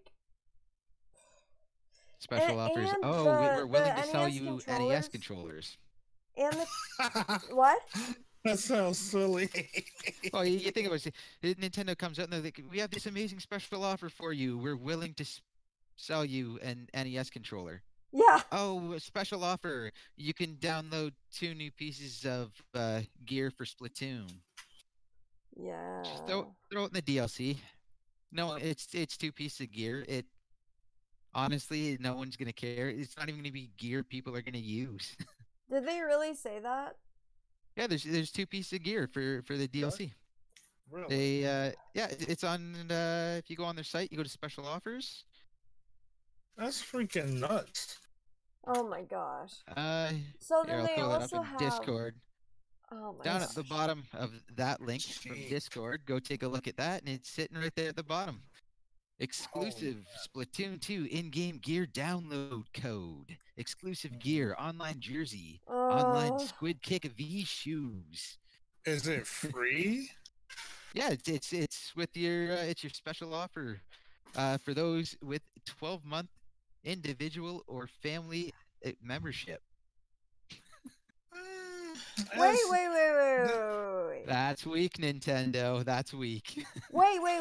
I'm confused. I thought that these were going to be. It says they're $80. What? I thought Yeah, they were. they're just shy of a pro I think they're just shy of a pro controller. $80. You also have to remember, price wise, if you're looking there, that is the Canadian. Oh, site, that's That's where it Canadian. spits me out. Oh, okay. Oh. Never mind then. Never mind. So Because I was like, that's- why did they say that it was $60 in the direct if it's $80? But yeah, if that's Yeah, Canadian so, dollars, that like makes your full price games are $60. We pay 80. Just Right. changing currency. So it's the price of a full price game. Right. Holy Oh, crap. that's annoying. Yeah. It's the same. The same. Yeah. Here then. Okay. So yeah. And they only work. Those NES controllers only work with the 20 NES games. Yeah, that's sad. What? Yeah. What's the point in even buying that? Open that up. Let it be used for the indie games that don't need more buttons. I mean, you have They should really your do plus that. minus your 2, and you have the 2 you have the L and the R button as well. So there's enough buttons there to play a lot of games, and then it just being another symbol also supports the NES controller. Yeah. It's like why? I don't know. It's like why? Like Why gate it? What the freak, dude? Yeah. I wouldn't even want that if I can't use it for other things. That's so pointless. Again, the rest of the service, it's cheap. It's bare bones. You're paying $20 a year. You're getting a $20 a year service. The special offers, however, I'm not at all impressed and more annoyed than anything else with those. No, yeah, it is annoying. Like, I get people say like, oh, it's only $20 a year, so like you can't complain. It's like, but at the same time, it's like, well, yes, like I get where you're coming from with that, but like these other companies have been doing this for like how many years now? Xbox has had its service since like 2002, and like Yeah, they were like the first to even do it. get with the times, Nintendo. You know, I'm entirely fine with the service and everything. The special offers just grind my gears. But what I don't understand, I'm not fine with, is you delayed a year for this. Yeah. How, like, what did you do for a year? And if this is all you managed in the year, like, what on earth were you going to launch with last year? Yeah, really though. Really though. Like, I don't think. Like, I don't think they're saying that. The online service was delayed a year, but my feeling is probably Smash was delayed a year, or some other online game that they wanted to launch around it. That makes sense. Yeah, and also we have to remember that, Sony and Microsoft are big conglomerates. It's, a lot. They have a lot of staff that do nothing but build infrastructure. That's true. So they're pretty much at the starting line. And you're going to see Nintendo charge the same price as the competition for their online. Once they get there, it's going to take a while to build it up. Exactly. And like Sony's and Microsoft offerings are this good 10 years later. When they launched, people didn't like them either. Yeah. So my feeling is, let's give them a chance, you know. And I'm sure they'll get constant updates. And, you know, the library of free games is only starting in NES, but I'm sure that's gonna. Yeah, that's true. They and could flesh out to Yeah. SNES, GameCube, N64. And then yeah, Right. and so like I Potentially. honestly I think a year from now that $20 is just gonna look cheap with the amount of games that you're getting for free. That is kind of true. That is true. I hope so. I really Because hope you're right, and I want to believe that you're right. My only concern is it was going to release last year, and in the releasing the following year, they didn't add a lot to it. They didn't touch the phone app after doing the update, so that the screen could turn off without disconnecting you from Splatoon, which was big oversight. I don't know what they were doing with the app on that one. And the app, I don't even have a problem with the app. It's just they didn't do it right. They're little things like. You're telling me that in testing, no one had their phone screen turn off on them, and they didn't get disconnected? Yeah, really. You know, in a year, they haven't touched it. No games have been added to it. Now all the games are coming in full force. Why wasn't Mario Kart added in there? They could have had that there and been advertising it. Why isn't ARMS in there? Why isn't, you know, like it just I do believe that they are going to turn this online into something very robust, and there's going to be a lot of stuff in it, and it's going to be very worth it, especially someone like me that remembers the NES games, the Super NES games, the 64 games. That's going to be a major selling point for me, and for people that are interested and never had a chance to play them. Again, major selling point, but they kind of missed the mark on this one. They delayed for a year, and it doesn't look like it. And then on top of that, I think everyone thought for sure we were getting a messaging system, like a text messaging system, just based on the Smash footage in that title screen from Smash where it had a message up. I'm assuming now that was just an invite, but everyone thought there was going to be a message system. Where is that? Like, that would be very simple to do. What, like where you can literally message people? Yeah, pull up someone on your friends list, which, by the way, they did tell us they were going to get rid of friend codes, and I don't see that either. Bring up your someone on your friend, so I can bring up Kazoo on my friends list and send her a message, and when she gets to her Switch, turns it on, it's like, oh, there's a message from Dumo. Yeah. Oh, there you go. Like it should be there. Yeah, like I don't know. The whole app is really just seems like it's kind of a mess. Yeah, I mean, I'm not 100% happy with it, but I think at the end of the day, Switch has too many awesome online games for me not to get it. Oh, definitely. Yeah. No, But yeah, I think people are right to criticize it, but look very different in a year. That's my prediction. We're kind of getting in on like the ground level of their online journey. And honestly, $20, it's not, you know, it's not asking a lot to just jump in. To be honest, like for someone like me, $20 is nothing. It's the difference of, oh, I'm lazy, I don't want to cook dinner tonight, I'll order out. Oh wait, no, you know what? I will cook dinner. Okay, there's $20. Now I can play online for a year. But I do understand. Like, there's a lot of concern. I know on my channel and my Discord, some of the younger kids, they got to ask their parents for that, and their parents are like, "Why? I already pay for the internet. Why do I have to pay for you to play this game?" Yeah. And it sucks. It sucks for them, and that's the people I feel for. But at the same time, and that was the problem. That in Nintendo, it's slowly gonna be one of those things where I'm just gonna have to pull a Drake and just push, like PlayStation aside. Just oh no, I think I just went offline for a second. Oh snaps! Really? Yeah, I mean, oh, we're back. We're back. Yeah, we're definitely back. It was a blip. Yeah, they happen. So that's for weird. me, I'm hardwired. It's Yeah, it's on YouTube side. YouTube does weird things sometimes. No, it they was do. Twitch also. Twitch also went down. Oh, I yeah, don't that's know weird. what's going They on. missed about 20 seconds. What was the last thing you heard us say? Might have been that whole thing where I was talking about what system I'm gonna have to push back, maybe. Yeah. Yeah, I guess basically the last 20 seconds was just heaven forbid you own all three systems and Yeah. you have to Yeah. pay. Yeah. You know, what do you have? You have your PSN, your Xbox Live, your Games Pass, your Switch Online. Oh my gosh. It adds up.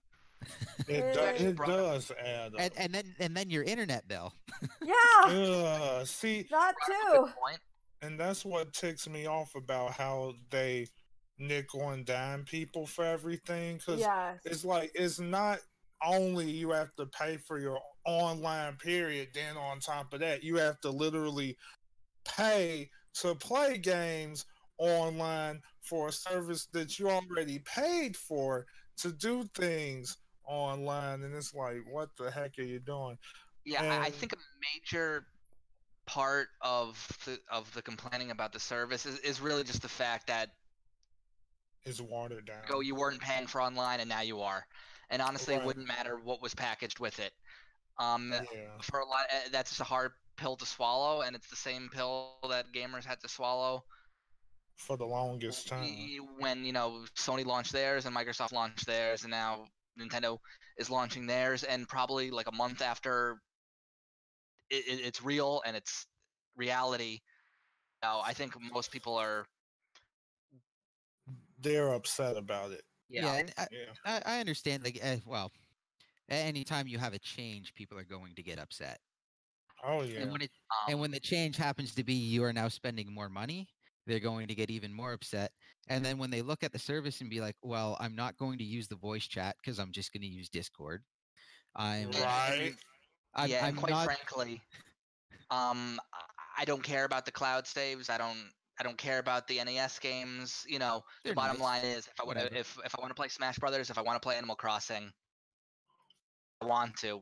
I gotta get it, and that's just the That's bottom line. right. At least for me. People looking like special offers.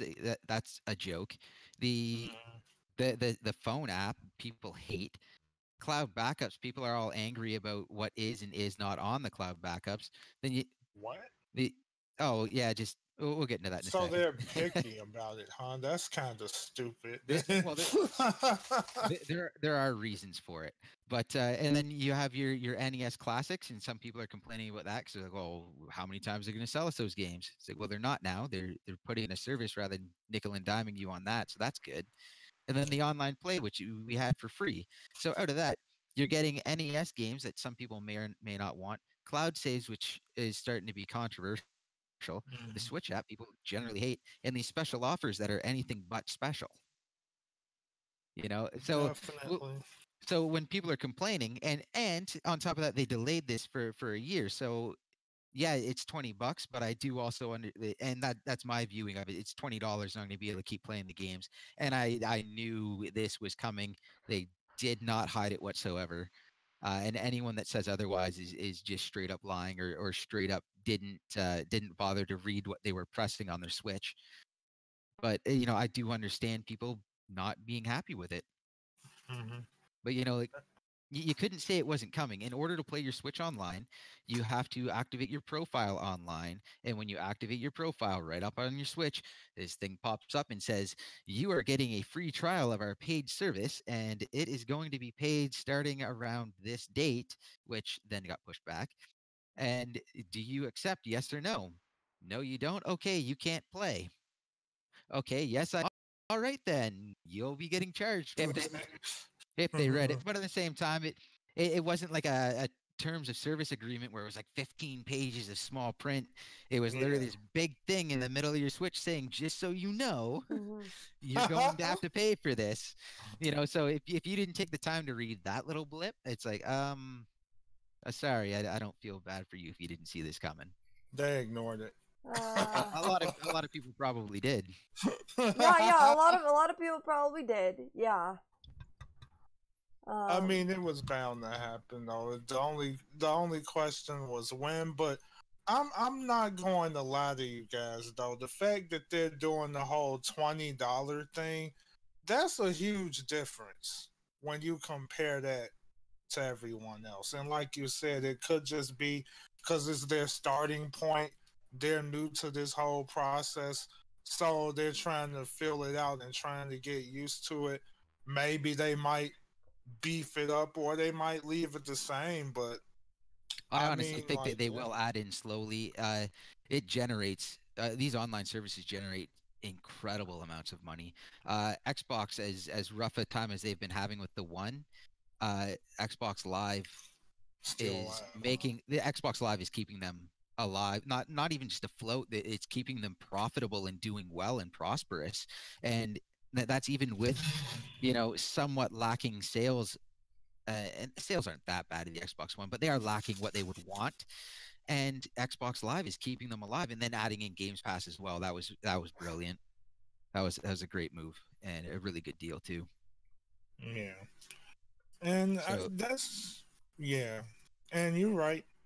For me, I kind of like you said, it's that thing that keeps them alive. And I'm realistically, I mean, if you was to be realistic, as much as you would hate having to pay for online services, if it's kind of like this thing where they have to do it to support everything that they're already doing. Of course, there are differences because some uh like publishers would take advantage of stuff like that, and like, hey, if we're going to support you, then you're going to have to do XYZ. But when it comes to the consoles as a whole, they got to do things to support their online servers. They got to do maintenance and all of that. I guess it's crazy now that you think about it. It's hard to even take a side on this. For me, it's like I try to stay as neutral as I can because that's just the politics of them. You can't avoid that. I like Congo Line Monkey commented every $20 feeds a hungry Miyamoto. Hey, keep And them alive then. Yep. an interesting Shadow said he never got the message on his Switch that told him about the online service. So I'm wondering if I got it twice because I have two profiles that are online. So I'm wondering, maybe I'm wrong about that, and maybe they stopped giving the message after the service got delayed. I wonder if Hmm. it was only in Because Canada. if they did that, no, it would have been straight up from everyone. I mean, But yeah. I could actually see if once the time passed, because it did say what was it, like fall? It was they were going to start charging in the fall, like fall 2017 or whatever it was. And after that date, maybe they didn't be like, oh, coming in the future, and they just didn't give the message. Maybe I was wrong about that, and maybe they didn't. At which time, that's a lot of people that didn't get the message. Yeah, like, because I honestly don't remember getting that message. But, like, I don't know. Like, I'm wondering if maybe it was something that was, like, maybe there's, like, a law in Canada that says that you have to tell people about those types of things, but then in the US, like, you don't have to? I don't know. I could see something like that being the case. Oh, I totally could. Canada has a lot of laws like that. We're really strict on, especially like food product. We're so strict on food product coming into the country. Like there's dog foods that you guys have that are common, and they are not allowed. Like they're not allowed to sell the U.S. version in Canada. They have to change the formulation and change what they do just to be allowed to bring it in. Yeah, that would. But, so that would make sense, potentially. I don't know. What do you think about it, Self? Yeah, I mean, I would have liked to have stayed in the middle ground of this whole thing. I've been pretty vocal in terms of, I'm okay if you're not happy with it, but if you're not happy with it at Nintendo, let them know, because you're screaming to nobody. And you know, if you really care and want something fixed, you give feedback to the party involved. That's true. And most people aren't doing that. That's Probably true. what's been annoying me the most is like people are willing to make videos about it, but when it comes to when I look at their Twitter, are they actually letting Nintendo know? No. Oh yeah. Really care. Like I said, at the end of the day, I'm gonna get it just because I have a lot of online Switch games, and what choice do I have? Exactly. Yeah, that's exactly how I feel too. Like, I know that, the people who are like yelling about it right now are like not. I mean, let's be real, they're probably gonna get it. Like I wouldn't say that I'm like yelling about it right now or anything, but I'm sure I'll get it. Like, I'm definitely getting it. But I don't know. It just doesn't seem like a good. I don't know. And I mean, it will get better. It's probably gonna look like a very different service 6 months, a year from now. Yeah, you're probably right. You're probably right. That it's $20. I know that is still a lot to some people, but at least for me, that's get on board with that. It's good. Yeah. That's a cheap birthday gift, really. If it really is for a whole year. If that's what you need. Yeah. Yeah, it's just family plan. $5, and you can get like 7 Switches on it. Yeah. Mm-hmm. Really, like $20. That's not unreasonable for kids to be able to come up with. Talk to some people, mow some lawns, rake some leaves, shovel a driveway. You're gonna, if you really want to work for it and you really want it, that $20 is reasonable to generate. Whereas if it was, 60 or 80 or something like that, good luck. That's gonna take you a while. Good luck. If you don't have a job, you can scrounge it. It's possible. You can do some work for people, help people out, make a couple bucks here and there, and eventually you'll have it. But yeah, you'll have it eventually. It is reachable. Not ideal, but it is reachable. Yeah, You still feel for them, though, but at the same time, yeah. It's a business, and like Stealth said, like if you don't like what they're doing, you do have to speak out. Yeah, you have to tell them, definitely. But just to be fair, I mean, like, they're new to this whole, so they're still figuring it all out themselves. But I mean, if you look at what they're giving you, I mean, it's interesting. I mean, my thing is, I want to see them turn this into something that's more than just the typical package. I mean, I really like what they're doing with the whole NES thing. I just feel like some of the games felt out of place, but the fact that they're providing those for free is pretty cool, because that leads you to believe that, okay, there's a chance that we're going to see Essence.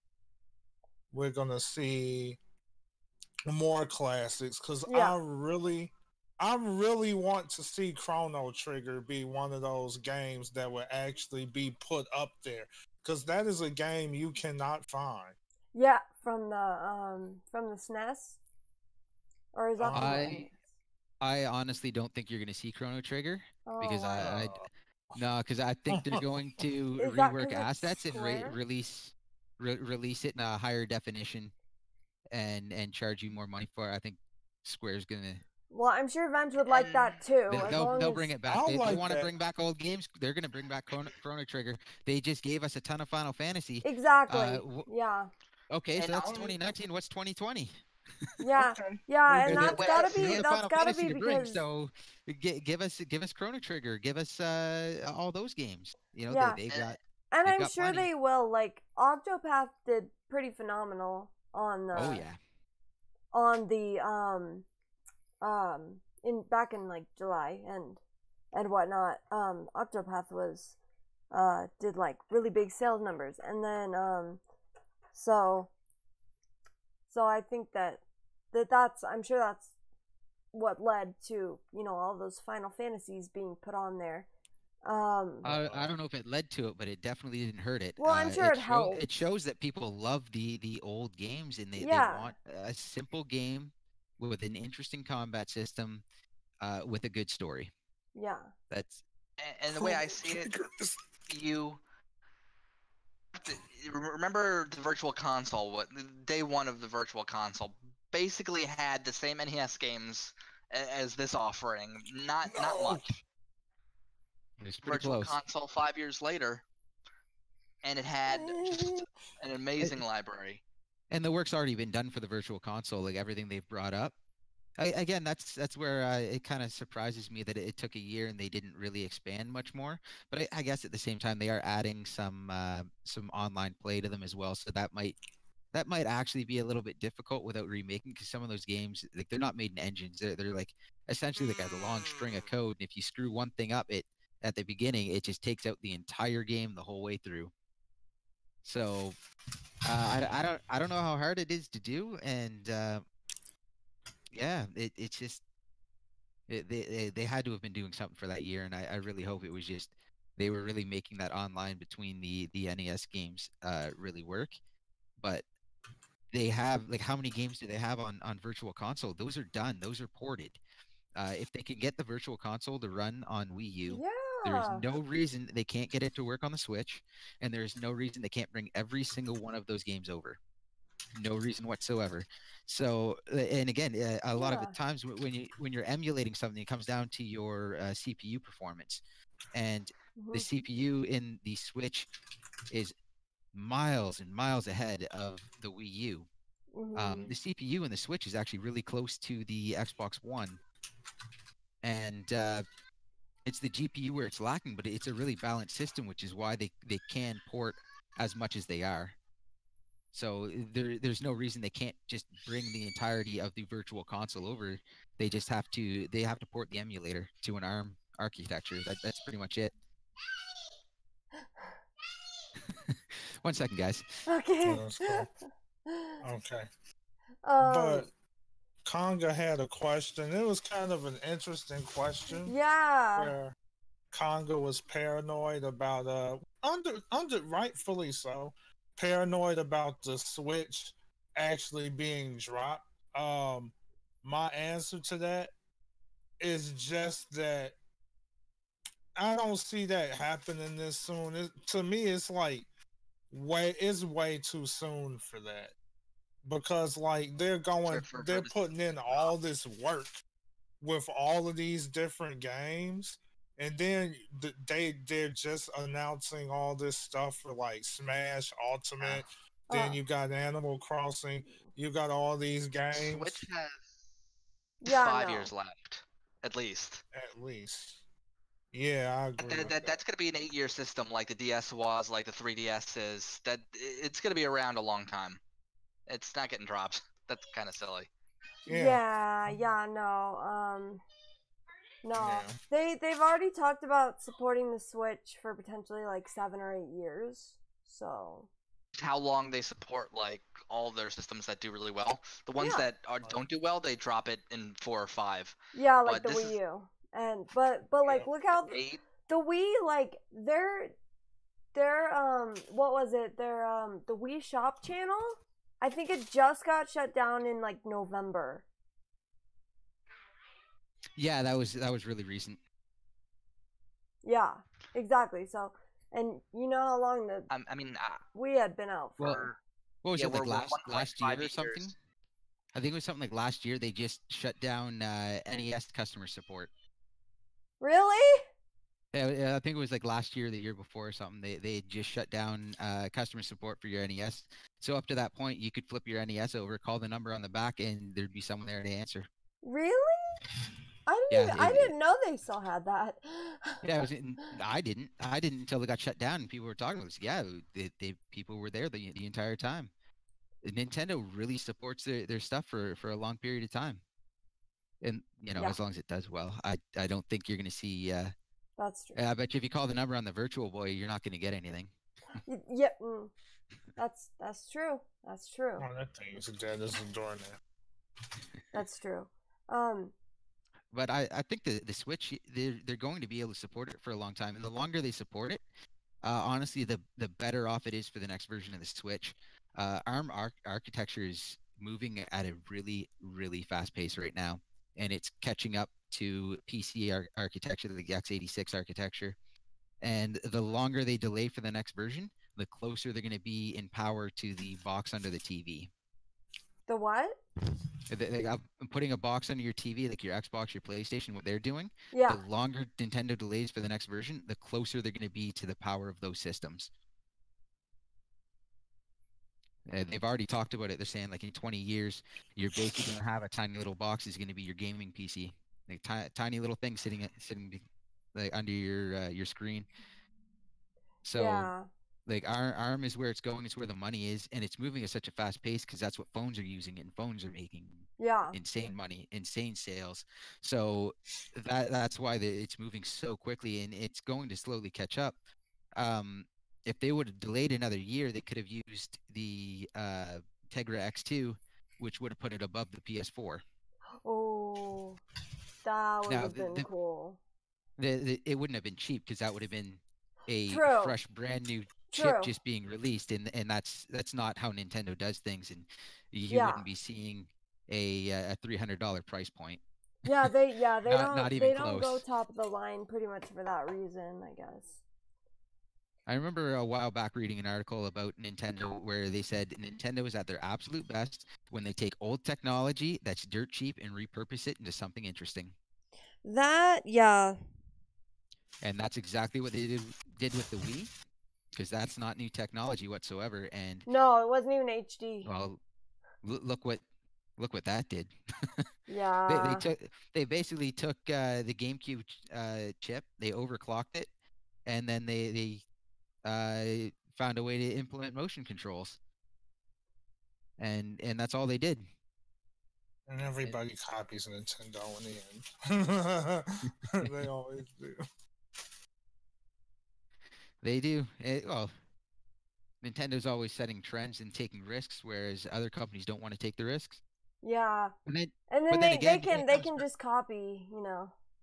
Oh yeah, but then again, it comes down to we were complaining about this phone app, the $20. Well, they can take a risk on the phone app because they will release a $20 service that's going to make them a ton of money. They're not selling their systems at a loss. So they're never losing money. It's like, the Wii U was horrible. They lost so much. No, they didn't lose anything. They just didn't make what they wanted. Like they made money off the Wii U. They just didn't make enough money to make investors happy. Because investors, unless they make more money next year, they have lost money, is how they see it. Yeah. So the Wii U sold. It was profitable. It made money. It just didn't make enough money for them to keep pushing it. So because Nintendo has that mentality, they can take risks. You look at Sony. The company itself is in really rough shape right now. They're being supported by insurance, PlayStation, and now I don't know how profitable they are, but their cameras, their digital. Yeah, they're Sony cameras. Their mirrorless cameras are the best in the world right now, and those are the three things that are really keeping them afloat and keeping them kind of ahead. And they are selling PlayStations at a loss to get the numbers on the shelf so they can make money. Nintendo wouldn't do that.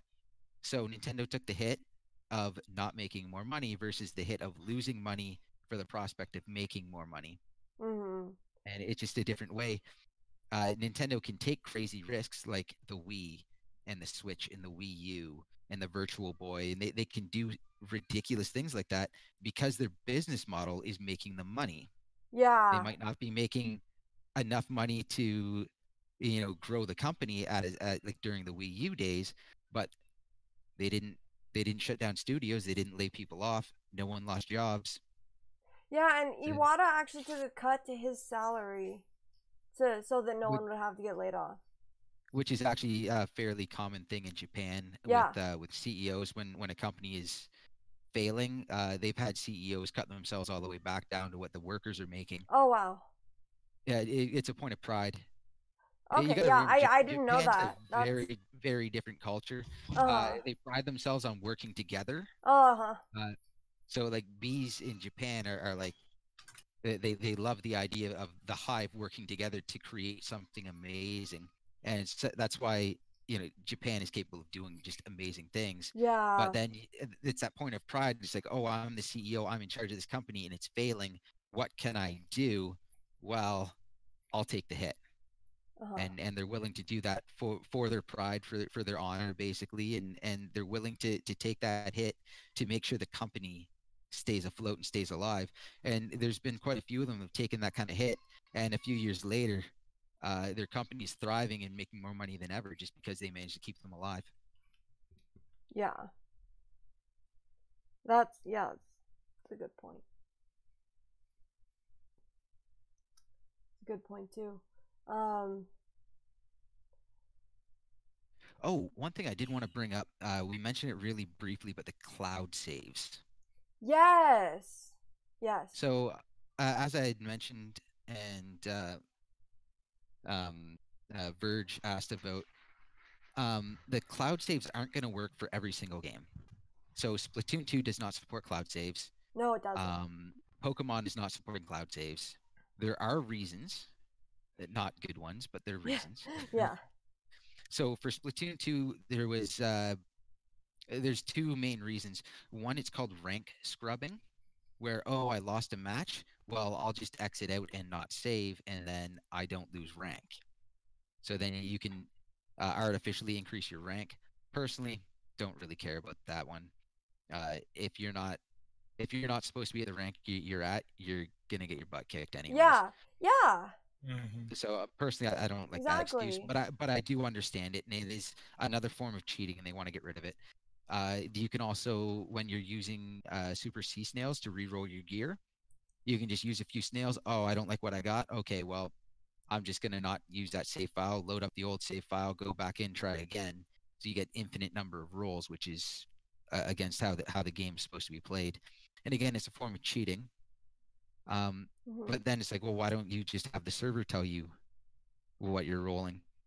And honestly, I think a lot of that, I would imagine Splatoon 3 is going to get saves and all that other stuff, and they're going to change how the game works. And I honestly wouldn't be surprised if it gets dedicated servers as well. Oh, yeah. Just because of what they want to do with the game, and they want to promote the esport, and that's the best way to run an esport is dedicated servers. If they're serious about it, that's what they're going to do. And then they'll change the game and how the saves work and what you can do, and then you will be able to online save. So it looks pretty bad on Splatoon right now, but I personally, I'm looking at it in the future. I think Splatoon 3 is going to have everything, and not just because we complained and screamed and cried, but because that's the way the game's supposed to be. And Splatoon 2 just missed it because the online didn't exist when they made the game. And then the other one, Pokemon, plain and simple, you can duplicate Pokemon and items via cloud saves. So that's again, I'm sure there's a way around it, but was the game in development too late to understand how the servers were going to work in the cloud saves and get around it? You don't really know. But I would hope 2019 they get the fix figured out for the mainline Pokemon. Yeah. And if not that one, at least all the ones going forward. And I really hope they manage to get it together with Splatoon 3. It kind of makes sense. I could kind of see it. I mean, it's not horrible reasons, but I guess if it's one, nobody likes a cheater. I mean, look at how people cheat with Mario Kart 8 Deluxe now. You know, because there have been times that I've been having to deal with some silly nonsense. Yeah. You know, and like I was gonna say before, like you can already, like, why would people need, if people are gonna cheat, like they don't need cloud saves to do it. They can already do it. They get dinged pretty hard for it though, whereas the cloud saves would be something that wouldn't be enough to get you your Switch basically knocked off the online service and like but it is still cheating. Whereas the other ones, if you're hacking your system, you go online, they're just going to lock you out of the online service entirely. Whereas the other one, you're not. It's like, well, I made a couple mistakes, and like I accidentally deleted it, or my family member keeps deleting it, and I just keep trying to get my save so I can keep playing. You know, it becomes a little harder to police. Whereas it's like, oh, I had a hacked switch and I altered how the game works. I didn't know I was doing that. My bad. It's like, Oh. no, you went through quite a bit of effort to do that, so you had to look it up. You had to know which pins to short. You had to know what you were running. It was involved. You did some research in order to do that, whereas save files is just something innocent. So I honestly think they're weak reasons. I really do, but I also do understand them. Mm-hmm. And if you're cheating in those games, there's a difference between like re-rolling your gear, or like there's a difference between someone having like a perfect gear setup that they want, and someone being in the wrong rank is very different than someone going into a ranked match with Grisco weapons. Yeah. You know, like there's a very, very big difference there. Like one, it's like, oh, I just have a player who's playing bad. Or, oh, wow, he's got nice gear. Who cares? So do I. Yeah. You know? Yeah. Versus, you know, like this weapon is just, it's like, oh, he presses his trigger button and our team just instantly explodes. Like, oh, well, that's fun. You know, there's a very big difference between the way a hack cheat works versus gear or being in the wrong rank. I mean, you could have been carried to the next rank up anyways. That can happen naturally as is. So, weak, weak reasons, but I do understand them. Yeah. Take it with a grain of salt. Yeah. Yeah. I don't know. It seems like there could have been a way around it. Like, I don't know what it would be, because I don't know anything about like technology, or I mean, why am I even here? But I don't know how it works, you know what I mean. But I feel like there could have been some kind of way around it. I don't know. But that's kind of what you were just saying. I almost guarantee there is a way around it. It just, is it worth the money? It just what? Is it worth like for Splatoon, is it worth the money to program a way to change it at this point? We're getting into the last year of support of the game, and then they're turning around and going to try to punch out Splatoon 3. Is it really worth it at this point in time to put the effort in to make sure that it can have cloud saves without cheating? Or do they just go, we're passing on cloud saves for Splatoon 2? You know, it's... Oh yeah, again, I see what you're saying. Yeah, it's not worth it. Yeah. You know, there's going to be a cost involved and a time involved, and if it wasn't worth it to them, I gotta trust them that it wasn't worth it. Give me Splatoon 3 when it comes out, and make that as good as possible, and have the fixes in there, and we're good. Yeah, I would hope that they'll make it in for Splatoon 3. Yeah, what you said makes a lot of sense, Dumo, that the money, you know, the money wasn't there, so they're not gonna bother with it for now. It's the same thing for ports to the Switch. They can, it's a closed platform. The CPU is up to par.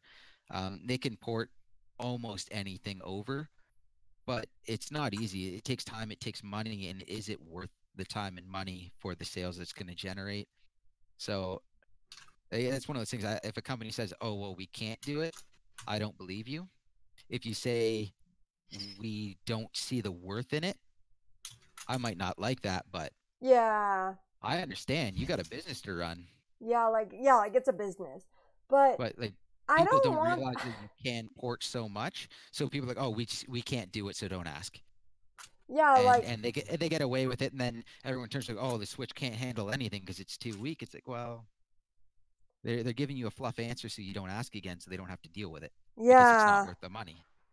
yeah, yeah. That definitely makes sense. But yeah, I would they're not very transparent, are they? No, they never will be, and no, none of those companies will be. They're not even. No. They're at their most transparent to investors, and even then they're not very transparent. Even then, they're cryptic. And that's no different. Like, I'm in a company now where really, like, I've signed NDAs with more customers than I even know, and a lot of them there's absolutely no reason for it. It's just a matter of companies don't like to say who they're working with. They like to keep information close, which is even sad because we have times in our company where if you would have just given us the proper information right off the bat, we'd understand. It wouldn't be frustrated and disgruntled. But no, you had to be cryptic, so now everyone's mad and just hates their jobs. Whereas they could have just understood and gotten through it. But companies like to be cryptic for one reason or another, and so they all do it. It's not like a games thing. It's a company thing, and it's around the world. Everyone does it. Mm-hmm. Well, yeah, no, I know, and I know NDAs are like a pretty common thing in just different companies, but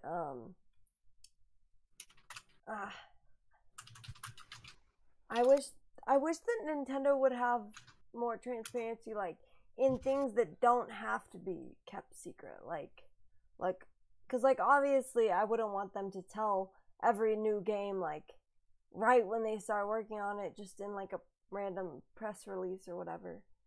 Well, I'm sure you quite like the Animal Crossing surprise, so don't spoil that one. That's what I'm saying. I'm saying that I wouldn't want it. Yeah, I wouldn't want to know every game in like a random press release or whatever.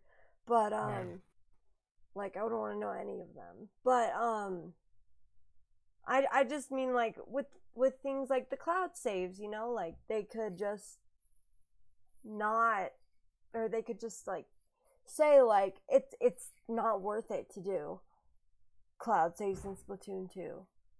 Like I don't know. Unfortunately, people get angry for no reason. So they'd be like, "Oh, we have a very good reason. It's that cost-wise, we'd rather put the funding into making Splatoon 3 better than doing this half attempt at a patch that might screw up Splatoon 2." People are like, "Well, we want the patch." It's like, no, just some people just aren't willing to be understanding, and I think that's where a lot of it comes from. That's true. That's definitely true. I'm sure. I bet you Reggie said something in the past, been like, "Oh, I'll be transparent now," and then it comes back to bite him really hard, and people freak out, and he's like, "You know what? Never doing that again." Yeah. Yeah. Wait.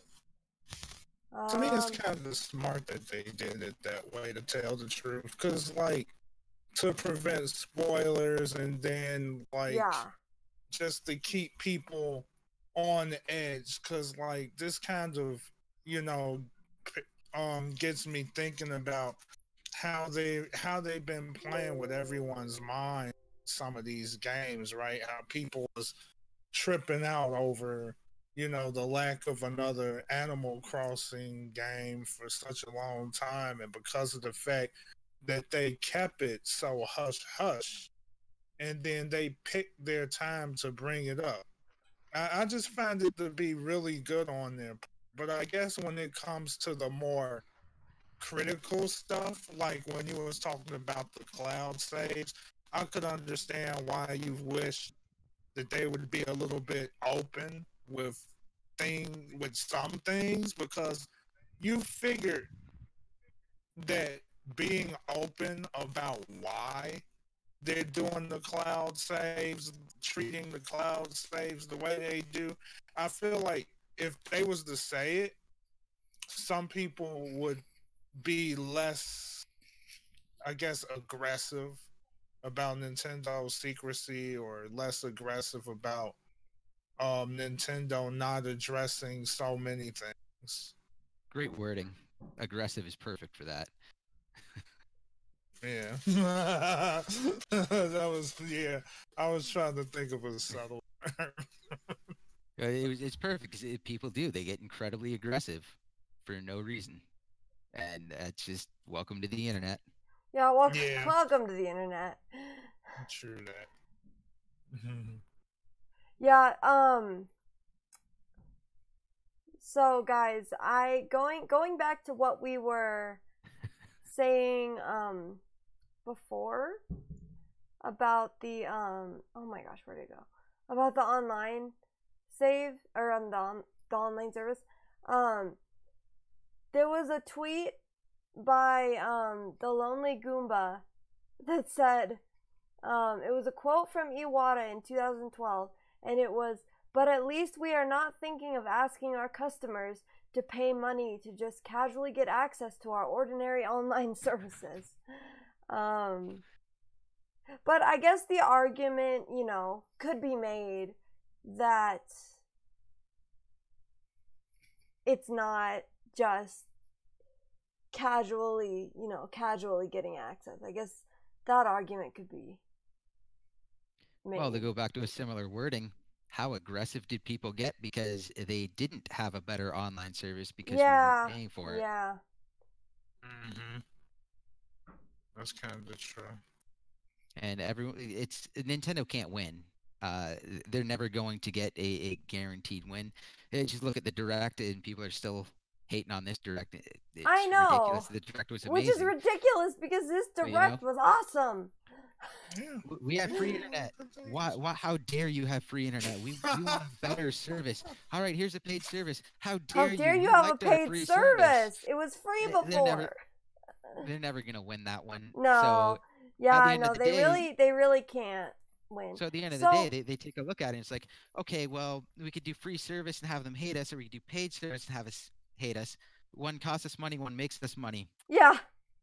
Yeah, so Some people are ungrateful. It's just, which one do you want to do? Because people hate, people if they're gonna hate us anyways, way. might as well make money.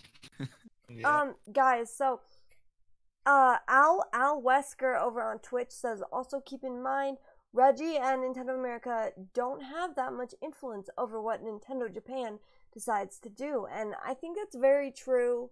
I remember it seems okay, so it seems almost like Nintendo of America sometimes is just like glorified PR for what Nintendo Japan wants to do. Like they it's like they give it to they Nintendo of America like gives it to, or Nintendo Japan gives it to Nintendo of America and is like, okay, like here's this, make people like it. Yeah. I don't know how true that is, but like I don't know. I think Reggie has a lot more pull than people think he does. More what? Just looking at a lot more pull in Nintendo than people think he does. Just look at what he did with Starlink Battle for Atlas. Where getting all of the Star Fox stuff in, which phenomenal, great move on all parts on that. That's true. But when it comes down to platform decisions and the decisions of the brand itself, I believe Nintendo of America is 100% shut out, and I bet you there's very few people in Nintendo of Japan that actually get any say whatsoever. I bet you it's a very small room of people that are keeping control over it. Mm-hmm. This is why we're seeing still Nintendo's dislike for streamers and content creators. Yeah, because of what Japan is doing. Or no. And again, I completely understand their standpoint on that, and I'm fine with it, and I understand it. They're trying to protect their IPs. I'm fine with that. But Nintendo of America sees the American side of it and everything that's going on in the Western world, and how much exposure you get from streamers, and how many people are on there, how many people will buy games just to play them with those streamers. And they see that and they believe it's great marketing. And again, you're looking at oh shoot, what happened? Stealth had to go. Yeah, Oh. looks like it. Okay. But yeah, you're looking at uh,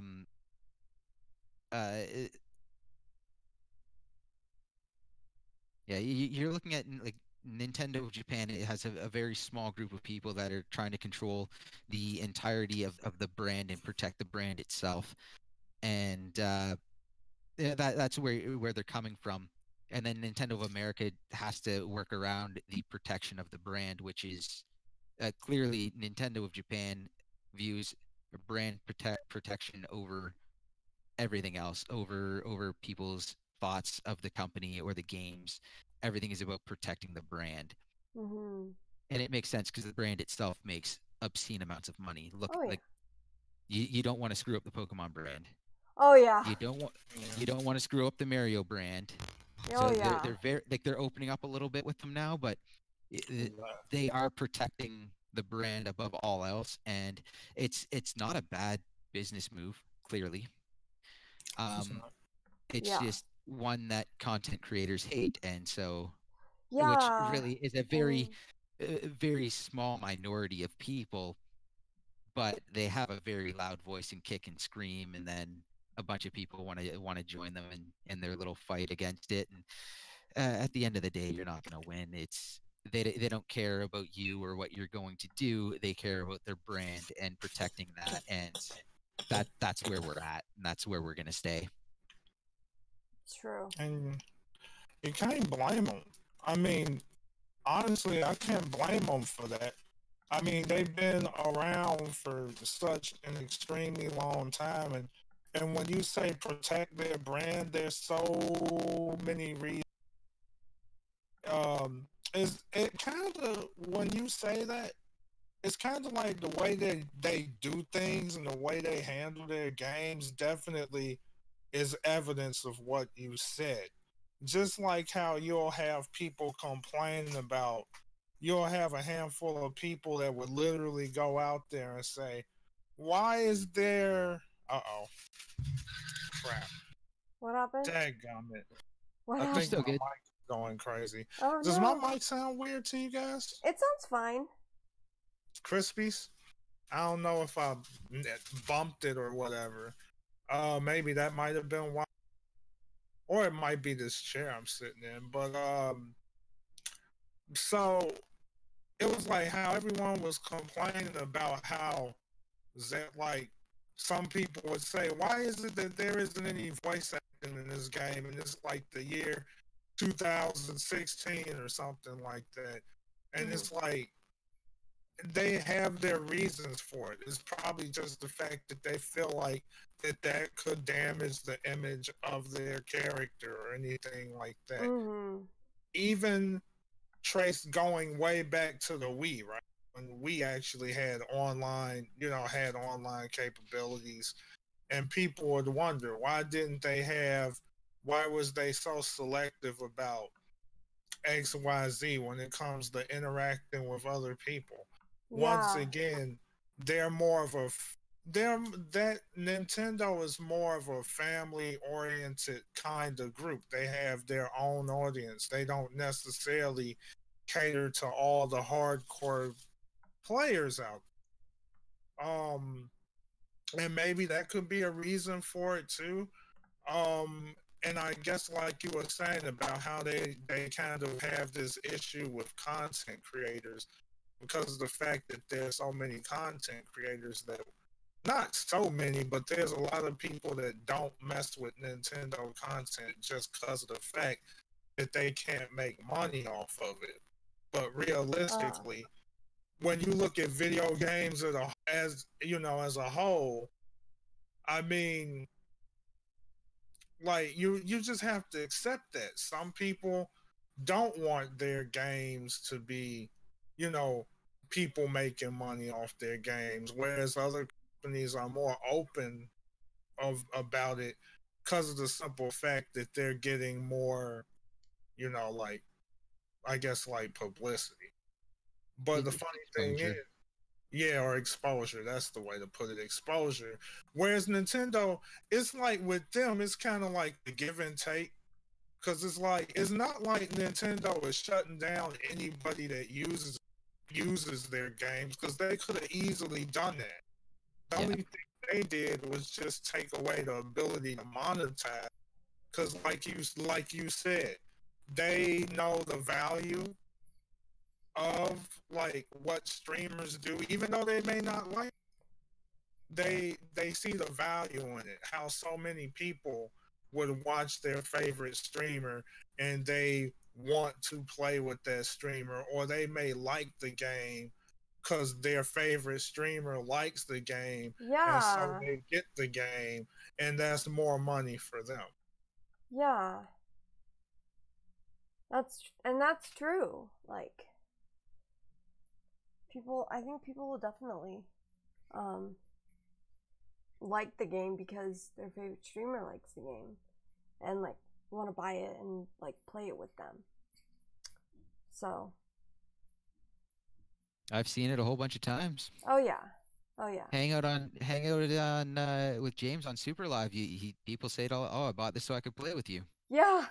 Mm-hmm. Yeah. It happens. Yeah. Mhm. I'm sure people have done the same with you, Kazoo, and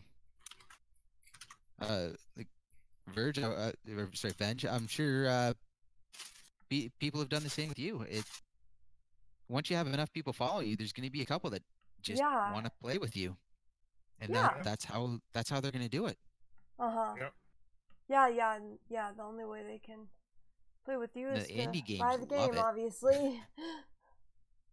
Things like Undertale thrived because of streaming. Oh, they did? I mean, I guess the gifts they send out to people that stream their game is insane. Yeah. The indie game is so hyped for Nintendo. It is so good for Nintendo. It is. I really wish they didn't try to discourage people from streaming their games. And like you were saying earlier, Dumo, like, it is, it's their IP. They want to protect it and make sure it's fine. But I feel like, out of all honesty, I'm going to keep it 100% to you guys. With you guys. Honestly, I feel like that's the mindset of the content creator that's literally holding back from playing the games. And because they still could. It's like, when I say mindset of the creator, I'm saying that they're thinking too much about their pockets than the passion that they have for those games. Not everyone. I'm not saying everybody, but it's just the mindset of the creator to me, because like, what's stopping you? You know what I mean? If you love the game and you feel like you really want to stream it, and you can, it's just you can't monetize off it. Yeah. If you're a big enough streamer and you're making money off of it, it depends on how big you are. If you're huge and you're making a ridiculous amount of money in donations every night you stream, that's true. You can go ahead and you can stream whatever you want. That's if true. If you're, also. however, that's a true mid-range, also. You just started out making money and you just quit your job because you're finally making enough to quit your job and stream full time, you can't afford it. You can't afford to have a few nights there where you're just not making the money, right? So yeah, I do understand on that end a little bit, but yeah, it's also, South Park had a great episode on that. The boys wanted to make music. They wanted to get to 1 million records sold, and they wanted to go platinum. They didn't make a single song. Why? Because people were downloading music. Until that stopped, they couldn't go platinum. Whereas the other guy, he did it just because he made music. Wait, what happened? So they basically had an argument. One of them said they'd go platinum because they were going to do Christian rock and all this other stuff, and the other kids were like, "Well, we're going to go platinum." And they were downloading music to see what kind of things they could make and write to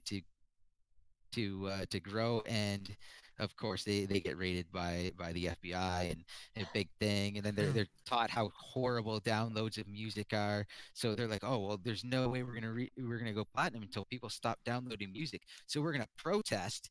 and we're gonna stop the download of music so that we can go platinum. Meanwhile, the other kid basically went platinum, although they didn't call it that, and he couldn't go platinum because he's Christian rock. Whatever, the big jokes in it aside, but he ended up selling enough to be platinum just because he made the music. Whereas the other again, kids didn't make the music because they were too busy protesting. They were protesting, so they didn't make any. They didn't sell anything because they protested because they needed the illegal downloads to stop before they went. And it's it makes but that didn't stop the other kid then. So that's no. Again, it made for a funny Anyway. episode. So, but Yeah. you know, it's a similar situation. So, you know, sometimes you got to stop worrying about it and just do it. That's true. That's a good point. Yeah, that's definitely because when I look back at where I started, like I wasn't making anything when I started. I just kept doing it because I had fun with it. Yeah, because it was fun. Yeah. But at the same time, I understand where Duma. I hope I'm saying this right. I always feel like I'm screwing it up. Like, oh, you're good. You're good. You made a very good point about that. It kind of depends on what goal the creator has in mind, especially if they're going to be going in full time. Because if they can't make money off of it, quick enough to actually keep themselves afloat, then they have a reasonable reason not to do it. So, I mean, you brought up a very valid point. It kind of depends on the situation. So I just wanted to bring that up. That was a really good point because that opened my eyes a little. Because sometimes, you think one way, someone else brings a good point up, and I could look at it on, I could look at their perspective a little bit more. Yeah, I love having conversations about stuff like that and debates over it because it's interesting to hear other people's perspective, and sometimes they come at you from an angle you never thought of, and things just click, and it's just nice to have that open up. Yeah, good stuff. Right.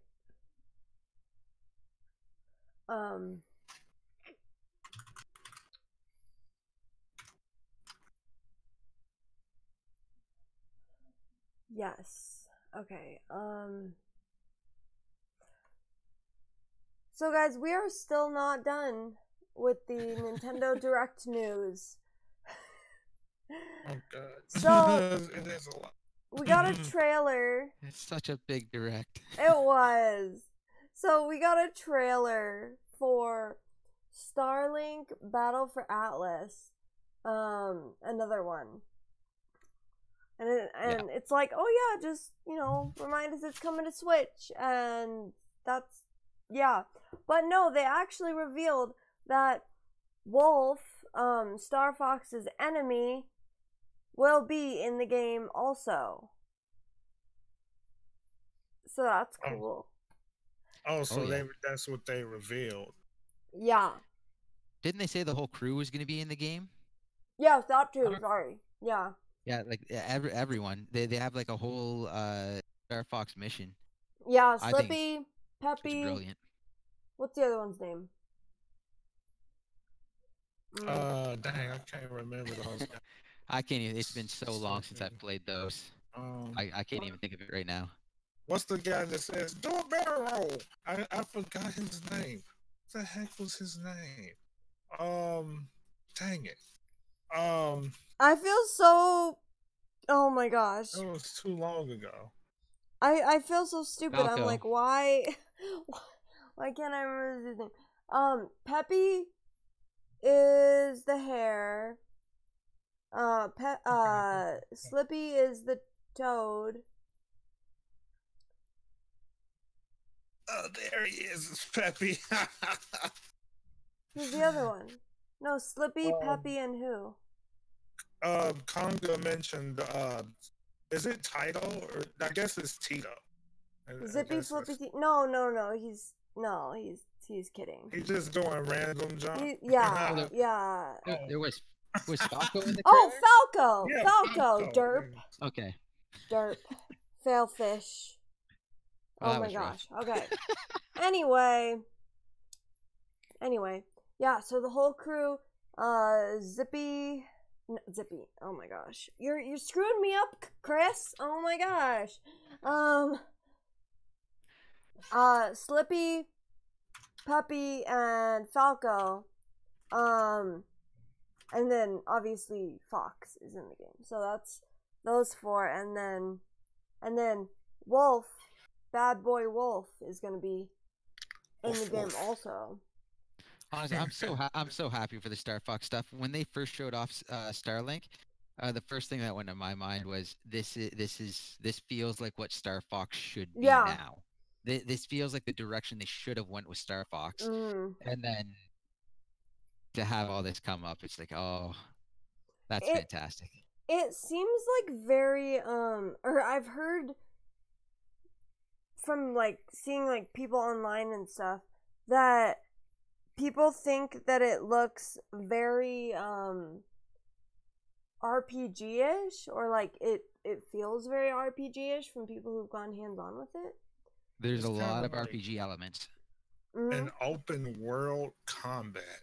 Holy moly. Open world combat. Oh wow. Yes. Wow. They're really pushing it. They're really freaking pushing this. Now the biggest question is the amount of effort that Ubisoft is gonna put in. Yeah. I only say this because Ubisoft has a bad reputation of, you know, like hyping up a game, and then it turns out that they've gotten lazy. But the only difference here is this is their first ever title.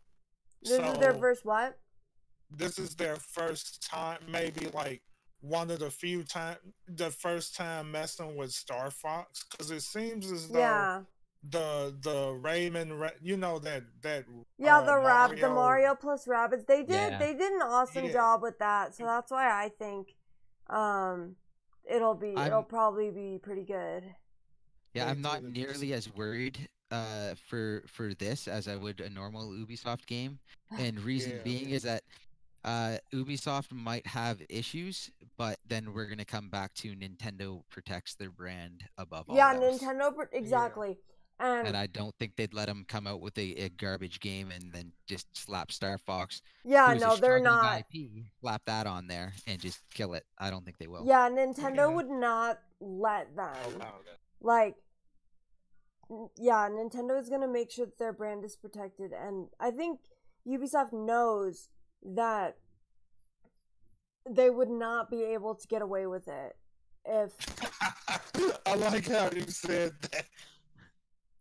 You're not wrong, though. Yeah, I mean, like, I'm not wrong. Like, they know that they know they can't. Yeah. Oh, they'd be foolish. They'd be foolish to screw that up.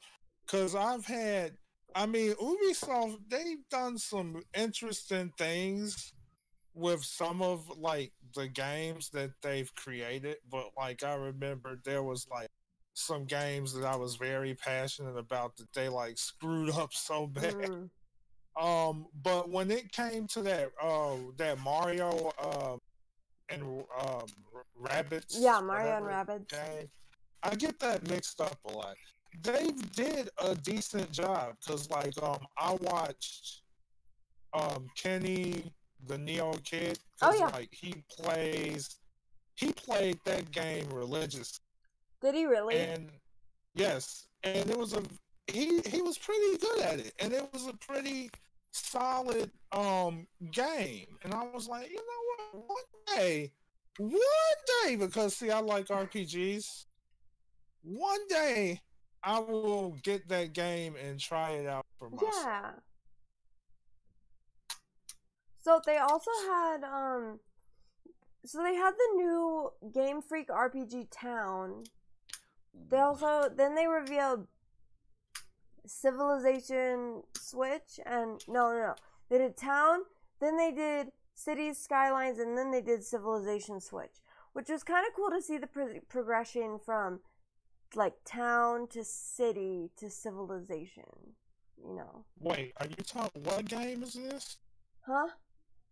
Town is the Oh, you're talking new, about Town. Yeah, it's new a working RPG from title. Game Freak. Wait, so they're literally moving from a small little area to bigger area? Well, no, I mean no.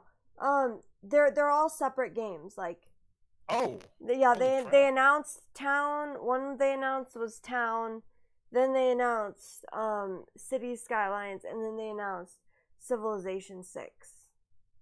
Oh, dang! They go across the whole shebang then. Yeah. Even Civilization. That I'm was really a thought out interested. flow. What?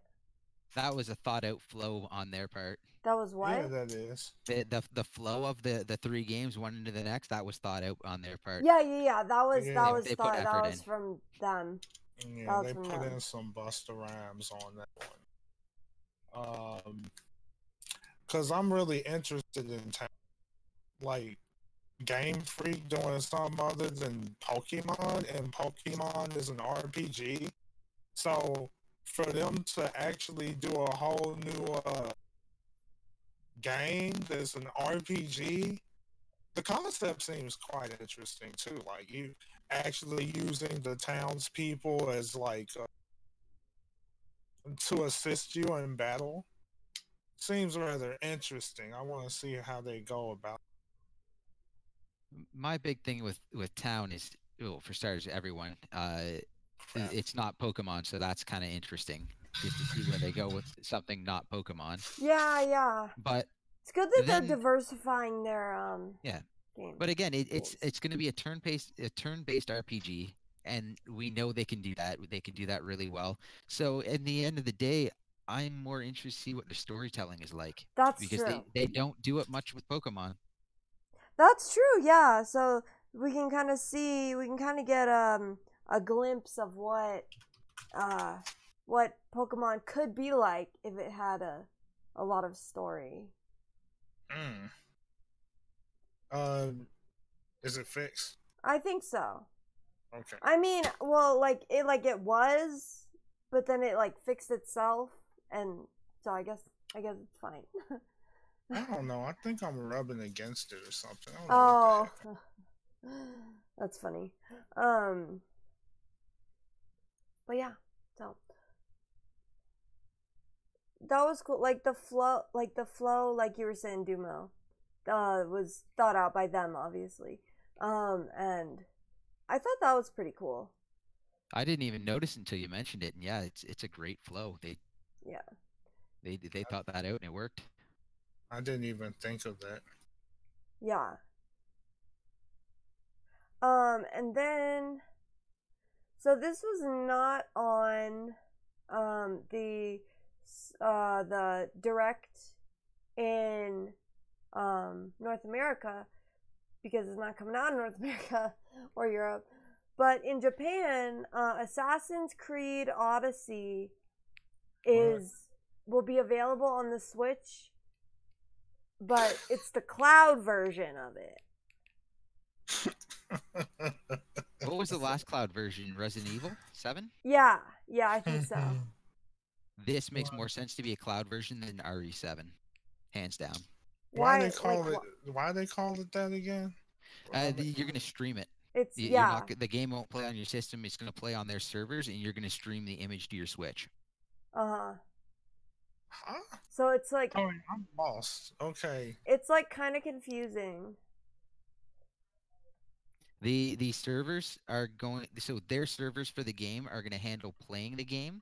You're gonna do the inputs, and they're going to send you the image to your Switch. So it's gonna be all done online. It's gonna be a full streamed game. Oh, that is so strange. Yeah, Usually, it is. I would say doing that is very lazy, and I don't like it. Yeah. Like with RE7, I don't like it. But Assassin's Creed, I'm going to give a pass to. Why? Why? So why will you give a pass to that one? Again, it comes down to CPU over GPU because we're a closed platform. They can change the game to make it run on the GPU on the Switch. They really can. So it's going to come down to the CPU and how stressed it's going to be. When you have a city of people with individual AI running at once, that is very stressful. Yeah, that makes sense. That makes sense. If they thought that they couldn't do it, and again, there are options. Knock a few of those AIs out. Take a few people out. You can do it.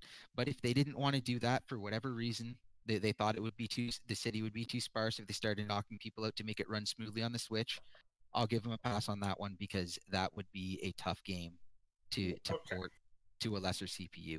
So I'll give them a pass on that. RE7, no. Should have been physical. Should have been on the system. Been on the Switch? What?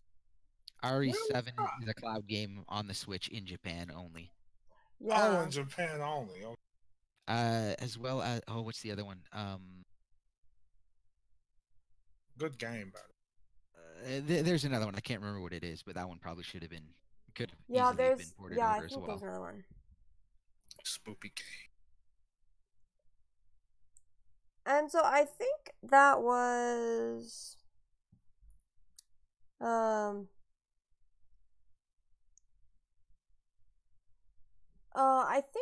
I think that was all of the announcements from the Direct, except we saved the best for last. Woo! Animal Crossing. So if you guys did not see my reaction to Animal Crossing Switch, you should go watch it because it was pretty. It was good. And I know it, like, I feel like people would think that it seems fake, but I promise you that was 100% genuine because I freaking love Animal Crossing. You can't fake it. I ran back to my computer just to make sure I watched it. Again, as I said, I was seeing it a little bit before, and I was just outside of the room because I was watching on my phone. I had you on my computer, and I ran back to watch the reaction because I knew you were going to explode. Yeah. It was great. So worth it. It was, yeah. And yeah, it was worth it to stay to the end. Like, I'm sure Nintendo thought like, oh, like, well, they're gonna be so mad that we trolled them if they don't watch until the very end to see that there's a new Animal Crossing game coming. So they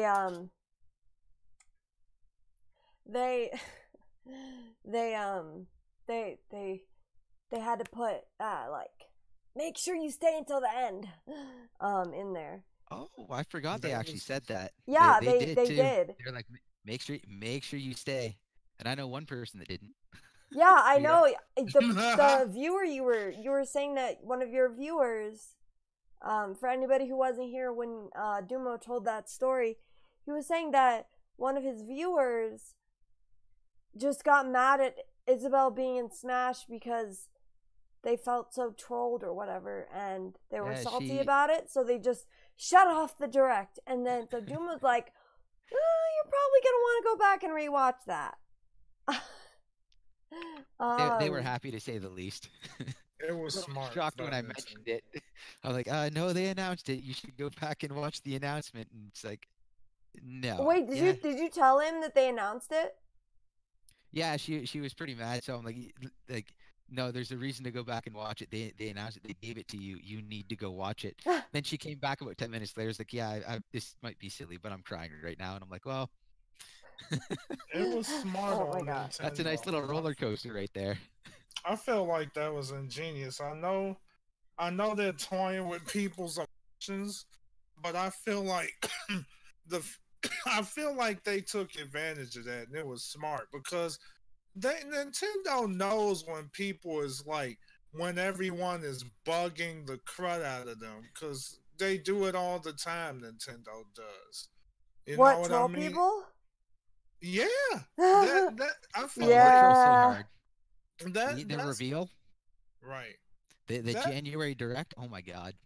that's why I feel like it was this is why I feel like the whole direct Nintendo direct approach was just so genius for them Yeah. because Yeah. they can use that as the perfect commercial tool. Yeah. Oh Yep. yeah. Oh definitely. And like they know, and they definitely know that. Like they know how hype people get for these directs, and it's like it's kind of crazy. People get like super hype for Believe in good, Waluigi. what? it's good control of the brand. Yeah, I said believe in Waluigi. You said believe in Waluigi? Yes, I did. I bet you he was in the game. Sakurai got the hate, and he's like, blacklisted. You're done. Yeah, Never- yeah. Watch threaten me, he's never watch in the game Sakurai again. take out Never the in the assist game. trophy that has Waluigi. The Be like, assist well, trophy, you it's didn't not want even him gonna in be the game. Waluigi. It's just Or gonna like be you wanted him. No. Oh that was the wrong way to do it, people. Yeah, like that's that's a whole other topic. But guys, Animal Crossing. Yeah. I'm so hype. Guys, if you if you have not watched my reaction, go watch it because it's pretty funny. I think it's pretty funny. It was great. The way you guys talk about Animal Crossing, it really wants me to try out Animal Crossing. Have you never played Animal Crossing before? No, I never even heard of Animal Crossing. Let me tell you something, my dear. When it comes to Nintendo, right? I was a fan of Nintendo since the beginning when I was a kid. Mm-hmm. I didn't realize the Super NES existed. I wound up getting a Genesis. I had no idea an SNES existed. Then I wound up getting the 64. But unfortunately, before I even realized the existence of Animal Crossing, I became a Sony pony. Oh. So I missed out on a lot of things, and I'm literally trying to catch up on a lot of the things I missed. A lot of Zelda. Yeah. I missed out on Animal. There are a lot of things I missed out on, and so I'm literally have intentions on trying out every game that I missed out on, including Pokemon. That's another big franchise I missed out on. So I got to get Pokemon Let's Go. Yeah. Yeah. I'll be getting that one. I just want to see the changes they did with it. Yeah. But as far as go ahead, Kazoo. Oh, okay.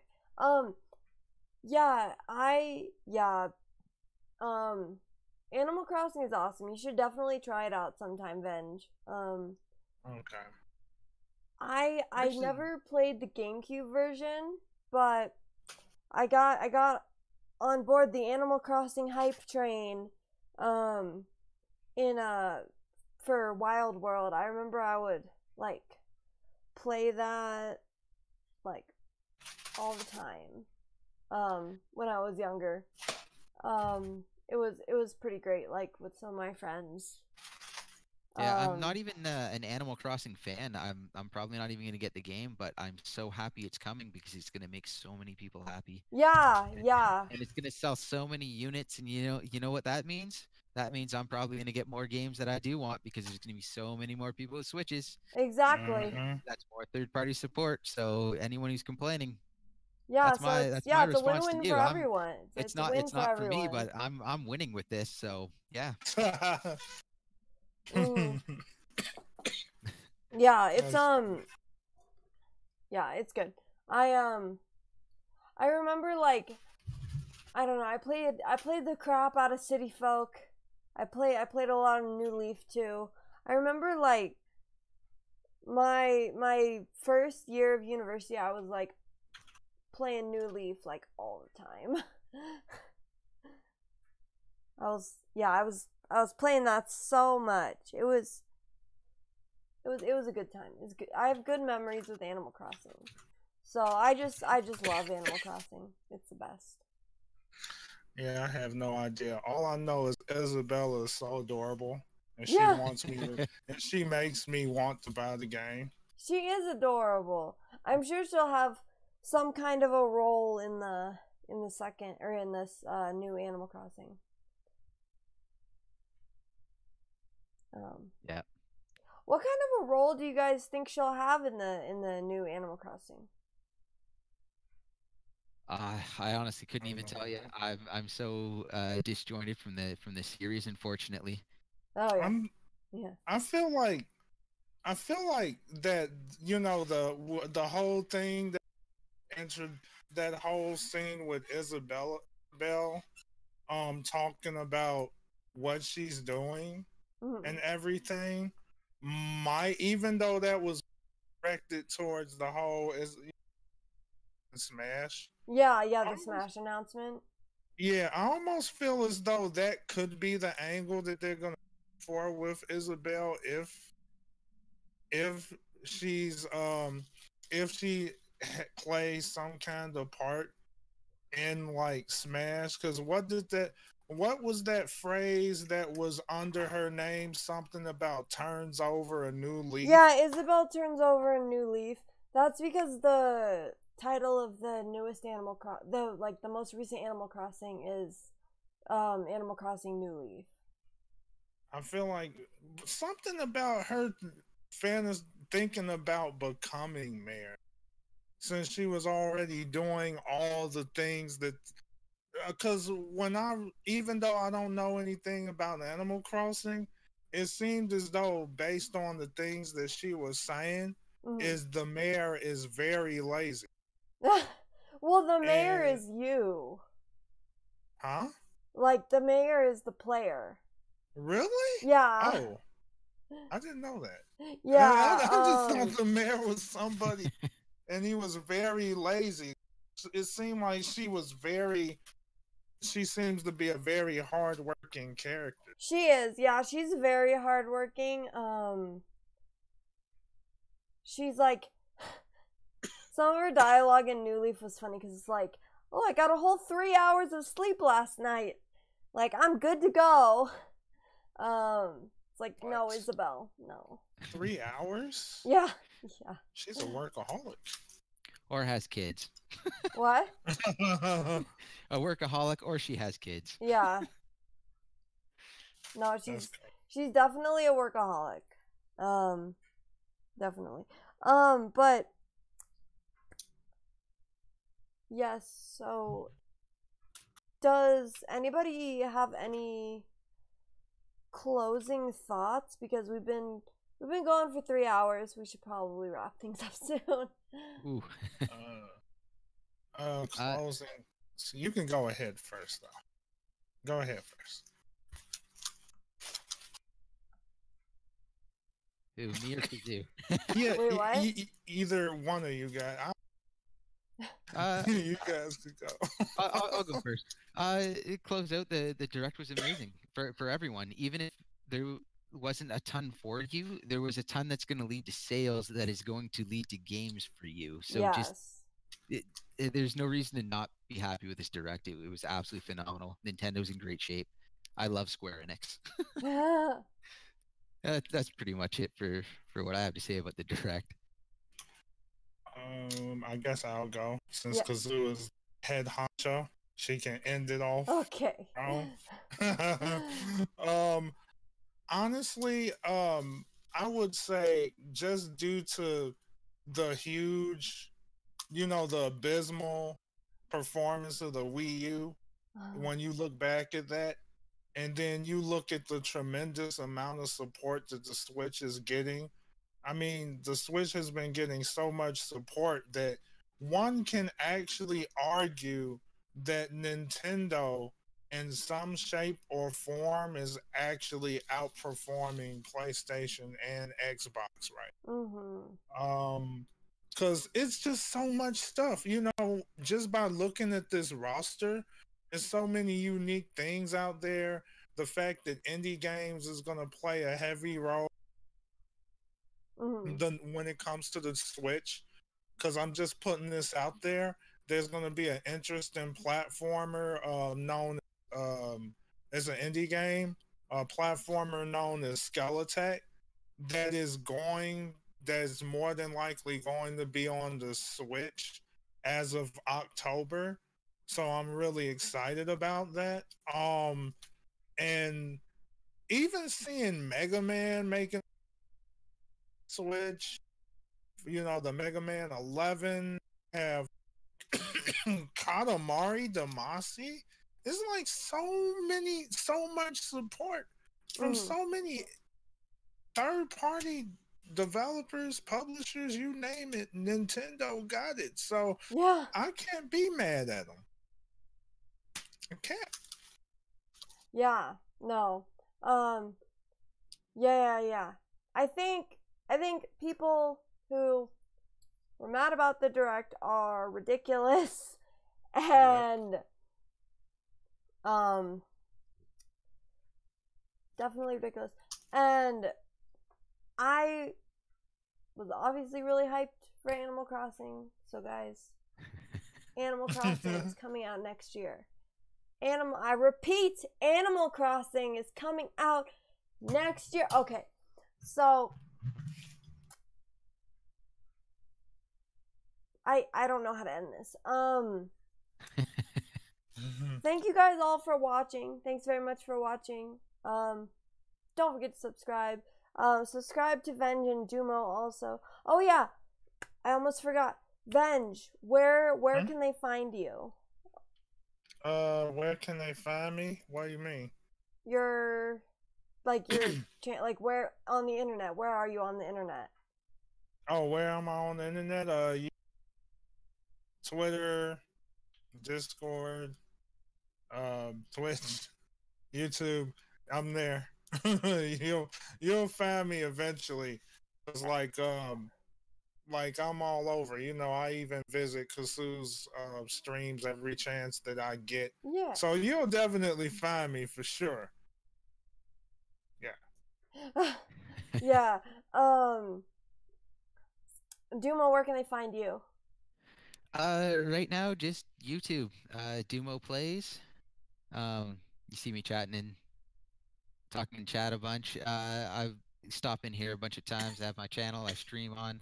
Hang out with James Clark quite a bit. Starting to get in with Chadley a bunch, and just around. I have my own Discord, but you know, we're small.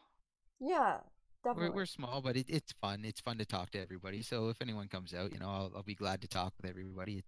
As you can tell, I like to talk. So yeah. Yes, and then Stealth was on earlier. So I'll just go for him. He's on Twitter.